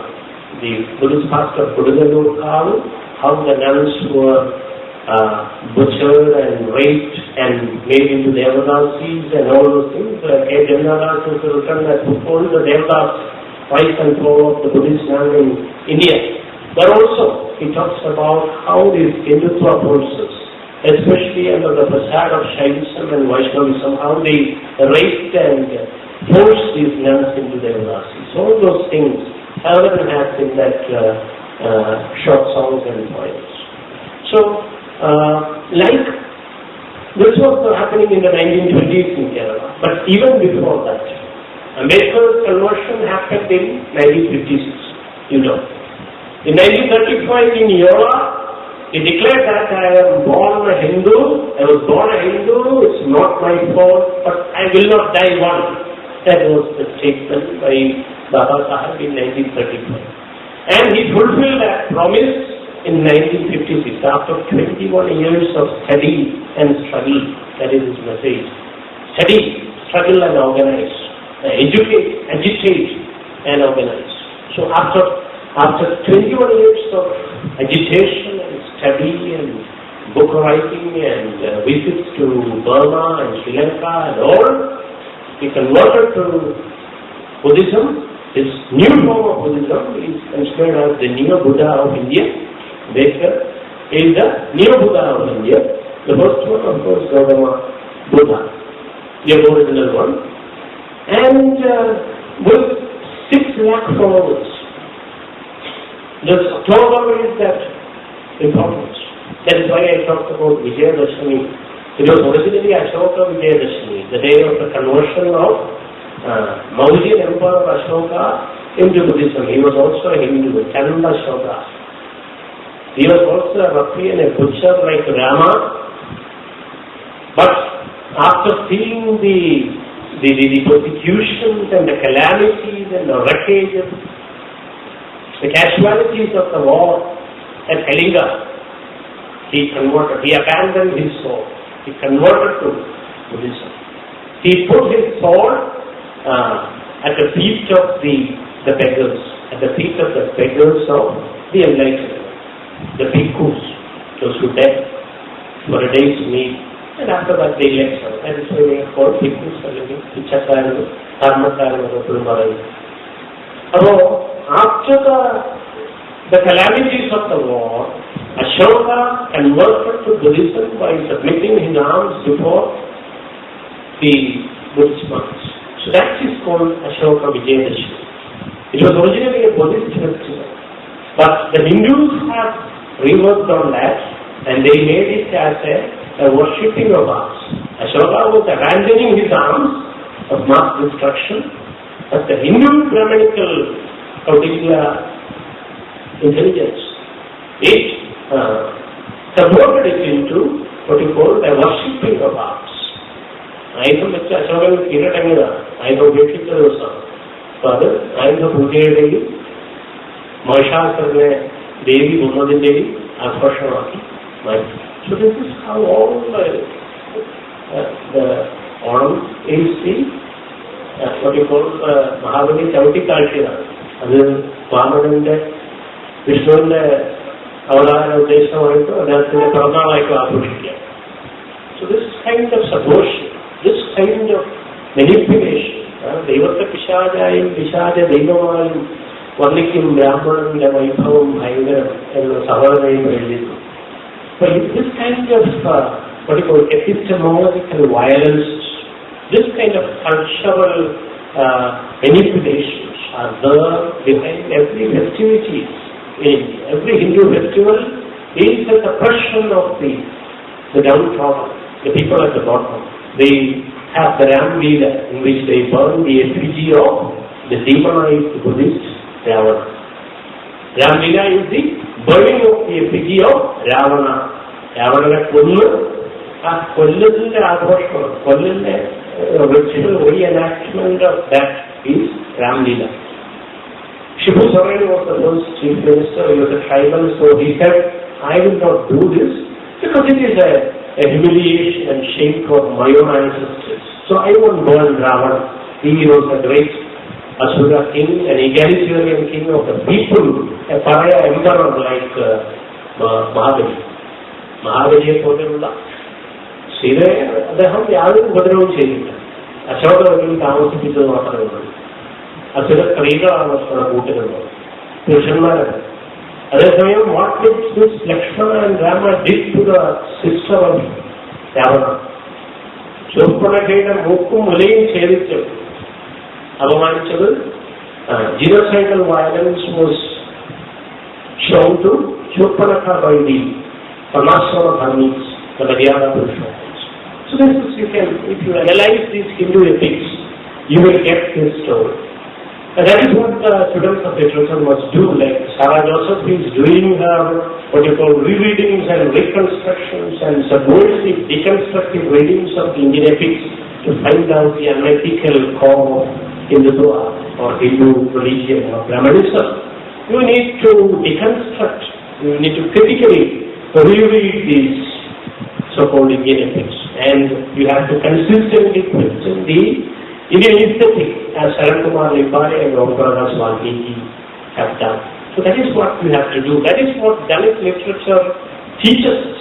Dalit literature teaches us to question all these obscurantists, anti-human, anti-egalitarian, anti-ethical Hindutva discourses of the dominant literature, the Savarna literature, the Savarna-dominated, monopolized Hindu worldview of the so-called Indian canonical literature. It teaches us to question and demystify and deconstruct the canonical literature in India, which operates on a consensus, the Hindu consensus, the Hindu worldview. That is what you have to destabilize. You have to critique. You have to bring in minor perspectives. You have to bring in new alternative paradigms and traditions within its perspectives. You have to attempt feminist readings, subaltern readings, Dalit readings, minor readings of literature and new emerging literatures in India. So this is the importance of Dalit literature as a new emerging literature in India and the world. It is the most vibrant, the most critical, the most self-critical and the most creative genre of writing in India today. No other genre has this kind of dynamics that can resist fascism today. So, teaching Dalit literature and learning Dalit literature, writing about Dalit literature, reading Dalit literature, it is an act of resistance today. When Hindutva, Varnashrama Dharma, and Ram and Brahmanism are at your doorsteps. So, it is a liberating act, it is a resisting academic endeavor. So that is why we are into the teaching and learning of Dalit literature. So that is why you have organized this kind of a lecture in Dalit literature. So this is the general background of the development of Dalit literature in various parts of India. And in Tamil Nadu, as I told you, it is a major stream. You have Bama is already canonized. Bama's autobiographical narratives, Karikku, Sangadi, Vannam, and all you know. You have persons like Shivkami IAS, P. Shivkami IAS, who has emerged as the first major Dalit novelist. Bama is autobiographical, kind of testimonials and all. But Shivkami is a pure fiction writer. She writes novels. She has 4 or 5 novels to credit now. So, Dalit women like Bama, who is actually Faustina, she was into the church and all. She is a Dalit Christian actually. So, Shivkami writes in that general Dalit stream. Other writers are also Putti Revati and Sufir Tarani, N.D. Rajkumar. We know about other particular OBC writers in theorists in Tamil Nadu like M.S. Pandian, who has written that great book called Brahman and Non-Brahman, Genealogies of the Tamil Political Present. We have V. Geeta and S.P. Rajdure, who has written plenty of things about Dalit feminism. In Maharashtra itself, in the Pune tradition, you have Shabula Rage, who comes from the Shudra background of Pune, who has written a recent book called Against the Madness of Money, the latest book. Unfortunately, she passed away a few years ago. Her last book is titled Against the Madness of Manu, Baba Saheb Ambedkar on Brahmanical Patriarchy. I have invoked Chakravarti's chant called Brahmanical Patriarchy. But now Shabila Rage has also, she was a professor of sociology at University of Pune in Maharashtra. So her last book is about Baba Saheb on Brahmanical Patriarchy. Uma Chakravarti sponsored, redefined with a thrust on Ambedkarite politics. So all these writers, whether it is Anupama Rao, Kalpana Kannabiran, Vasanta Kannabiran, V. Geeta, S.V. Rajadure, this Shadravati, all of them have imbibed the Ambedkarite and Dalitist kind of thrust into their writing. M.S. Pandian is also another major figure who has been very what you call sensitive to the Dalit issue here. You might have read Panchayaleya of Hyderabad. So in Andhra also you have a strong Dalit and Muslim kind of an alliance and a solidarity there. A fraternity is developing, and Panchayaleya represents that Dalit bahujan minority tradition. Is why I am not a Hindu. A Shudra critique of Hindutva and its political economy. That is this major work. Why I am not a Hindu, he says. That is because the Dalit bahujan tradition is non-Hindu. If there is a tradition, it is a Buddhist tradition. If Varnas and Ambedkar has pointed out in who are their principles, they were originally Buddhists and they never subjected and accepted Brahmanism and caste. They resisted. That is why they were pushed to the peripheries and brought in and punished. So caste has an element of religious persecution in it. That is what you need to understand. Caste is not simply given or a natural ethnic difference, but it is cultural. It is constructed, cultural and political. It was given as a specific punishment for not leaving the Buddhist tradition, for sticking on to Buddhism and not submitting to the priestly patriarchy called Brahmanical patriarchy, Brahmanism. So it has got a religious dimension. That is the theory given by, the rational theory given by Ambedkar and also endorsed by all the Dalit scholars, Indian scholars as well as European scholars like Govt, who has written volumes on Dalit literature, who has translated Chakramela, 14th century untouchable popular saying to Ambedkar she has translated, and she has also endorsed that argument. She is an American woman. She came here and married as Dr. Patankar, and Patankar is given that death sentence by the Hindutva brigade now. Next it may not be Bhagavan, it could be the husband of Govt, because she is writing about Dalits. She has written about the Ambedkarite and Pune movement. She is a white American woman. So they can kill a woman, so her husband is given the death sentence. So this kind of a situation, a genocidal violence, barbaric kind of a fascist structure is in place in India. And it's already late. We are already late in, most of us are already late in identifying Brahmanism as the key or the real thing in India. Even Spanish scholars like Dorothy Figuera,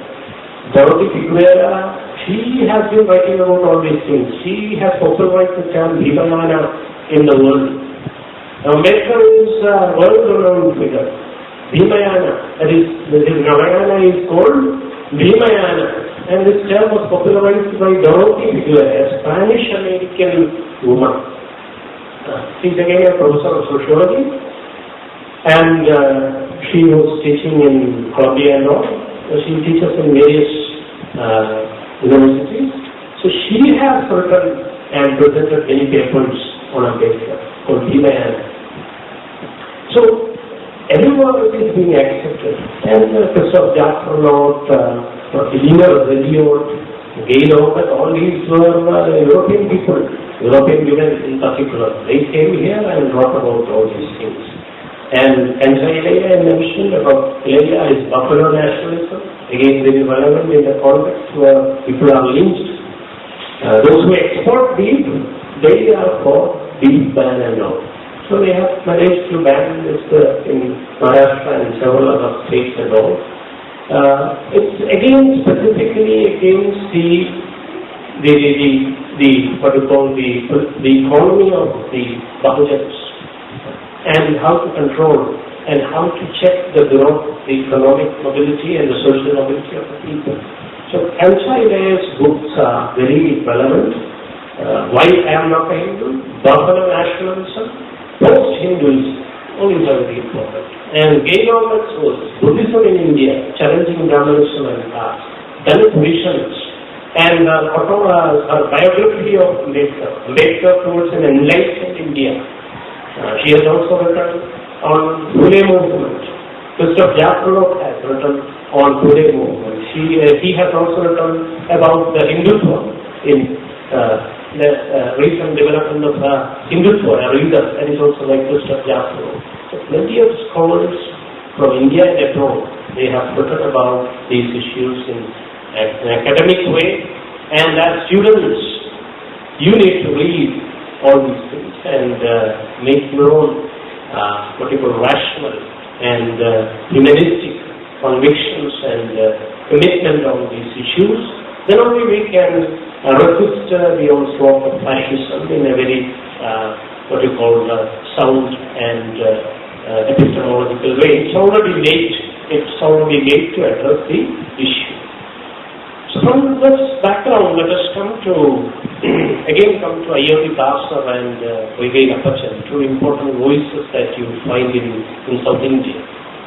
So Ayodhi Dasar, as I told you, began this movement of Neo-Buddhism in late 19th and early 20th century. He started at Shakya Buddhist Society in 1901 after his visit to Sri Lanka. He got his Diksha conversion from Sri Lanka. And after he came, it was all missionaries and the British people who helped, because he was already having the British English legacy. Like Pune, he learned English. His father was a butler with the Nilgiri British people, and that is why he got that early break into colonial modernity and English and all. So he became a scholar not just in Tamil but in English, and later he became a scholar in Pali and Sanskrit also. In 4 languages, he was a great orator and speaker and writer. He could read and write and speak all these things. So he unearthed plenty of manuscripts related to the Buddhist legacy of the Parayas and Chakriyas in Tamil Nadu. And he rewrote their history. That is the importance. The Dalit literature is dealing with social refabrication and reconstruction, not just deconstruction of the Hindu order, but it is also a reconstruction. It is a creative thing.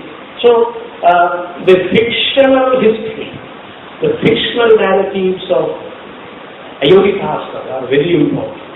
So through reconstructing history, he gave a cultural subjectivity to an agency to the Parayas of Tamil Nadu. So he argued in that book called Adivedam, and also another book called the Indira Desa Saritra. These are the 2 key works by Pandit Ayodhya of Tamil Nadu. Adivedam and Indira Desa Saritra.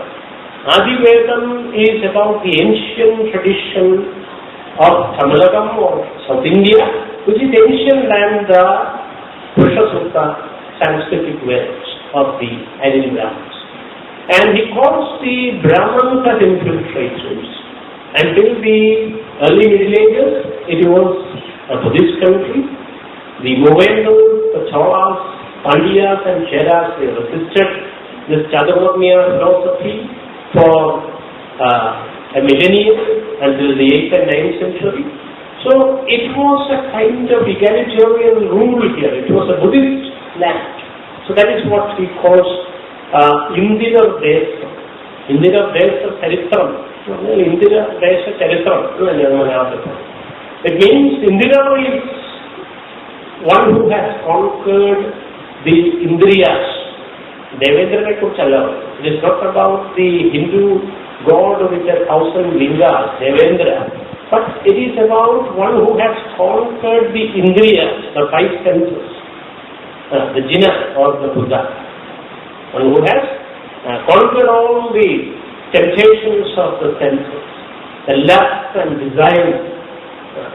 Buddha's fire sermon talks about how to control your lust and desire. Fire sermon. Delivered in the deer park of Sarana. 65,000 lectures he has delivered in various parts of the peninsula, in all the corners. Even in Mahavamsa, the Sinhalese treatise and historical chronicle, in Mahavamsa it is said that Buddha has even been to Sripada or the Adams Peak in Sri Lanka and delivered a lecture. Buddhist man who visited South India, Kanchipuram in 7th century, he has recorded that there is a ruin in the stupa in Kanchipuram and also in Vanji in Kodunallur, and it was constructed by Emperor Ashoka, where the enlightened one has delivered a lecture. So that is how we know about Buddha coming to Kanchipuram and also to Vanji perhaps. But all those traces are being removed. That the pillar of that Ashokan pillar, or that column of that pillar is being reused by Shaivites as a huge stone lingam before the Jain temple at Madhilagam, and then the Dutch took it to Fort Kochi. Now it is in the Ujjaneshwara temple in Fort Kochi and the Tirumala Devaswam as a linga. It is being transformed. The pillar, Ashokan pillar, is being transformed into a huge linga, 17 feet underground, only 4 feet, 21 feet long linga. If you go to Odisha and Bhubaneswar, you will find many Ashokan pillars being transformed into these huge lingas in early Middle Ages by the Shaivite Kapalikas. So it is violence, bloody violence. Innovation happens through this kind of hate stories and ethnic slurs and hegemonic discourses demonizing and also through genocidal violence. That is what you need to understand. So anyway, Pandit Ajay Sekher, in late 19th century, he countered this hegemonic Hindu identity with a Dravidian identity. So that is why when the colonial forces started a census in 1871, the first British census in India, he was very cautious, and in the second census itself, 1881, he prompted all the Dalits, pariahs in particular, to register as non-Hindus, not as Hindus. He declared publicly that the untouchables are not Hindus, like Ambedkar. Even before Ambedkar, Ajay Sekher has declared in public that the untouchables are not Hindus, but they were Buddhists, and they belong to the ethnic tradition of the Dravidians. So he advised his people, as Mahatma Phule advised his followers of the Satyashodak Samaj, to not cooperate with the nationalist movement, which is Brahmanical, which talks about Ram Raj and all. Likewise, Pandit Ajay Sekher advised his followers not to register them as Hindus, but to register them as casteless Dravidians. They are not Hindus, he said. So they are Jati Bahyas without caste, or Avarna without Varna and caste. So they are Jati Bahyas, or casteless people, and we are Dravidians. So that is how he forced his people to enlist in the second colonial census of 1881. So in the 1890s, he visited Lanka and took his Diksha and became a Buddhist, came back with the help of Theosophical Society, and came an all the British people. And that John Rathinam, Reverend John Rathinam, was a missionary, Church of South India missionary. He helped him to set up that printing press. And from there he published that Dravida Pandian and Tamil journals. And I was talking about this notion of Indira. So Indira is not Indran of the Devas and the Hindu mythology, but it is the conqueror of Indriya, that is Buddha. So Indriya Desa Sarithram means the history, the Buddhist history of India. So he has written, Pandit Ajay Sekher has written a Buddhist history of India in Tamil language in early part of 20th century. Towards the close of the 19th and the beginning of the 20th century, Pandit Ajay Sekher has written a Buddhist history of India. It's an imaginative history. It is not a history that is what you call methodological and related to the archival data or related to the copper plates or epigraphic evidences. Nothing is there. Through his literary imagination, through the power of his creative vision, he has recreated the history from the perspective of the people, from the perspective of the most excluded people at the bottom of the social hierarchy, and he claimed that the untouchables are not Hindus and they were originally Buddhists. So that is the very prudent, very advanced vision of Pandit Ajay Sekher was a South Indian Siddha, medical man. So likewise, in Kerala, it was poetic literature. Pandit Ajay Sekher's period was 1845 to 1940. That is his period. In Kerala, at the wake of colonial modernity, poetic literature, another leader, reformist, and spiritual, leader of the people, he was also emerging like this through various narratives. And he has never sat down and written anything, but he was making little narratives, something called songs and spirituals. So he, through his long, the walking talks, he was operating in a guerrilla fashion because the pariahs were even prohibited from walking public roads. You know about Satyam, Vaikam Satyagraham and all, or even Naranaguru and Ayyangadi were were forced to dismount from their carriages. So, Appasan was actually organizing people. He was also collaborating with various churches and missionaries.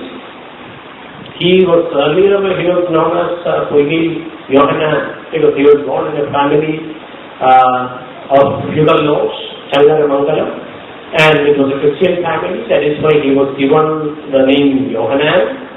His original name is Komaran, the name of the ancient Sangam god Chayon or Murugan in the Dravidian form. He somehow, though he was not given formal education like Chattamiswamigal, he somehow learned letters. And one of his songs, it is about the invisibility of letters and history. How the history of the people are being erased. And not a letter is seen on my people.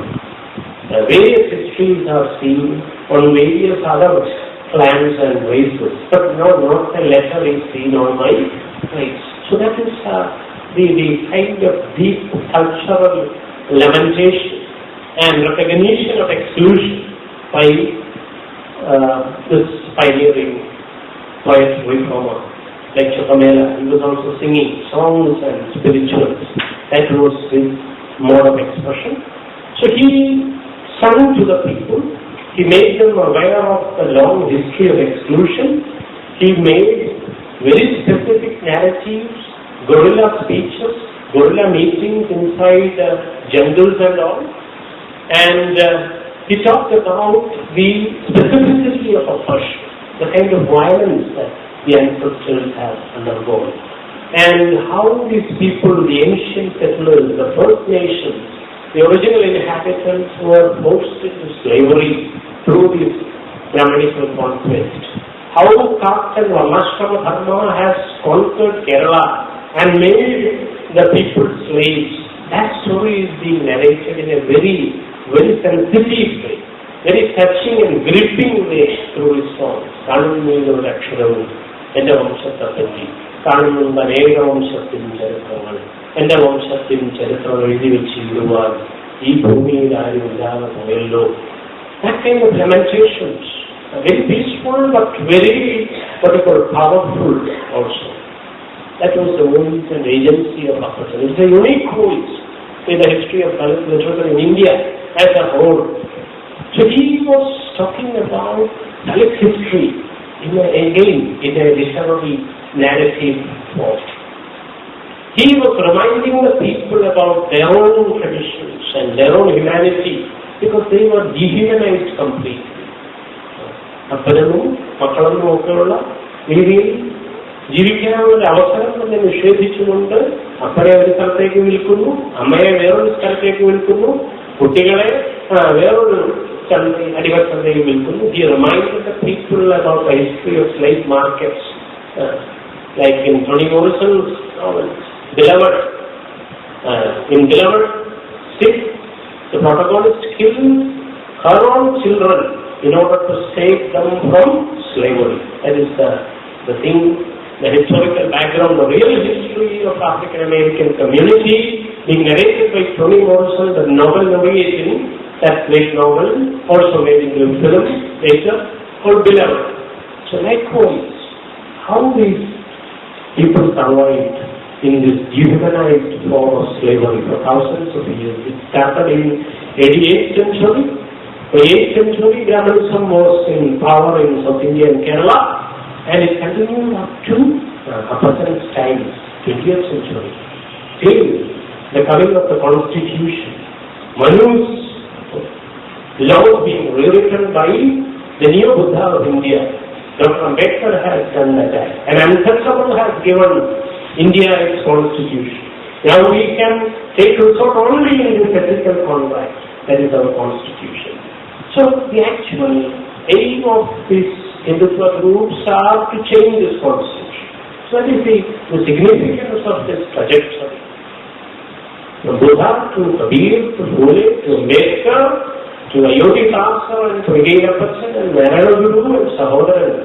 All these people have taught us to question this Hindu metaphysics this Varnashrama dharma of scientism, this caste Varna ideology, which is a Brahman-centered, priestly, patriarchal ideology. That is what we have to do. So, you need to read more translations of Bachan. Susi Saru and K. Satyanarayana, they have that penguin anthology of 2 books, yes, 2 volumes are there. Penguin anthology of Dalit writing is there. Then Professor M. Dasan, who is a leading exponent of Dalit studies in South India, he has brought out this volume, the Oxford anthology of Malayalam Dalit writing. M. Dasan and Vipadipha and Pradeep and Chandriya and all, they have combined the edited it. So this is the Egalitarian songs are there, and also plenty of this is another earlier volume of Dalit writings from Malayalam, writing in the dark, collection of Malayalam Dalit poetry. This is edited by M.B. Manoj and George Alex, translated by me. So these volumes are available. This is one of the first volumes. Susi Saru's volume came in 2011. This is published in 2008, and Oxford Anthology by Professor Dasan is published in 2012. And also Vaidhi Lapachan's translations are available online, and also with the PRDS the volumes are available. I have translated many songs of Vaidhi Lapachan for them. So plenty of things texts are now being available. Vaidhi Lapachan, for example, he was prevented from printing by the Savarna hegemonic groups in Kerala. The major publishing houses, they prevented Vaidhi Lapachan in print for almost 100 years. He lived from 1879 to 1939. And his volumes were brought out by Sahitya Academy only recently, in 2012 or 2011. Sahitya Academy published a slender volume of his songs under the title PRDS song. So a person's name is not even mentioned.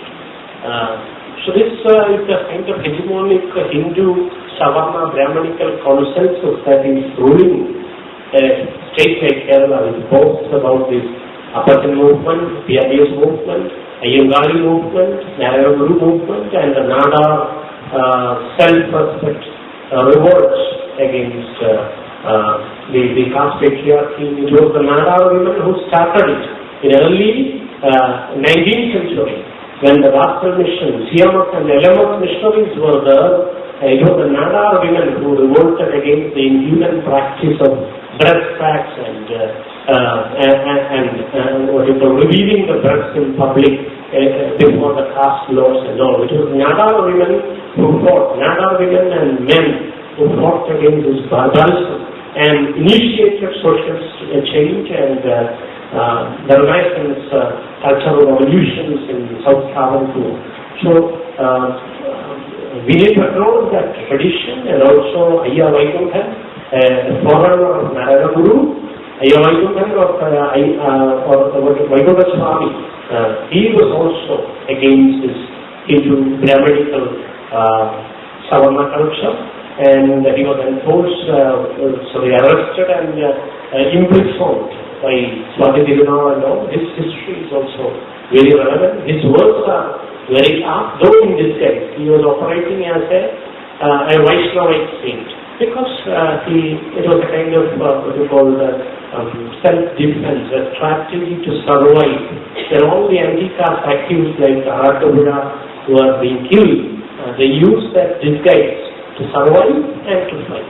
So that is why he claimed that he is an incarnation of Vishnu and all. It was a disguise, but in his work, it is specifically anti-caste, Ernakulam, which is particular, higher learning, and Ammane Partilunda, So all these works, Ayya Vaikunthan has again shown the South Indian resistance, like Padita Yogi Asam, Ayya Vaikunthan has also shown that South Indian resistance to this Varnashrama Dhamma ideology of Vedic Brahmanism.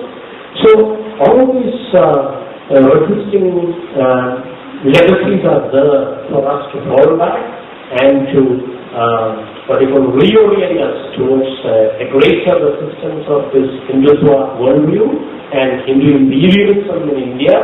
So Dalit literature is the background, is a common disciplinary and epistemological ground and platform, cultural platform on which we can resist the hegemonic formations in India today.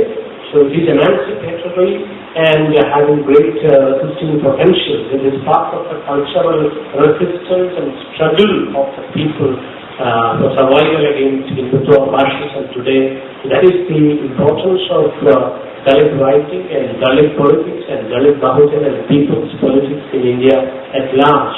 And I thank all the teachers and the participants and researchers and students here, and I wish you all the best, and thank you very much for this patient listening.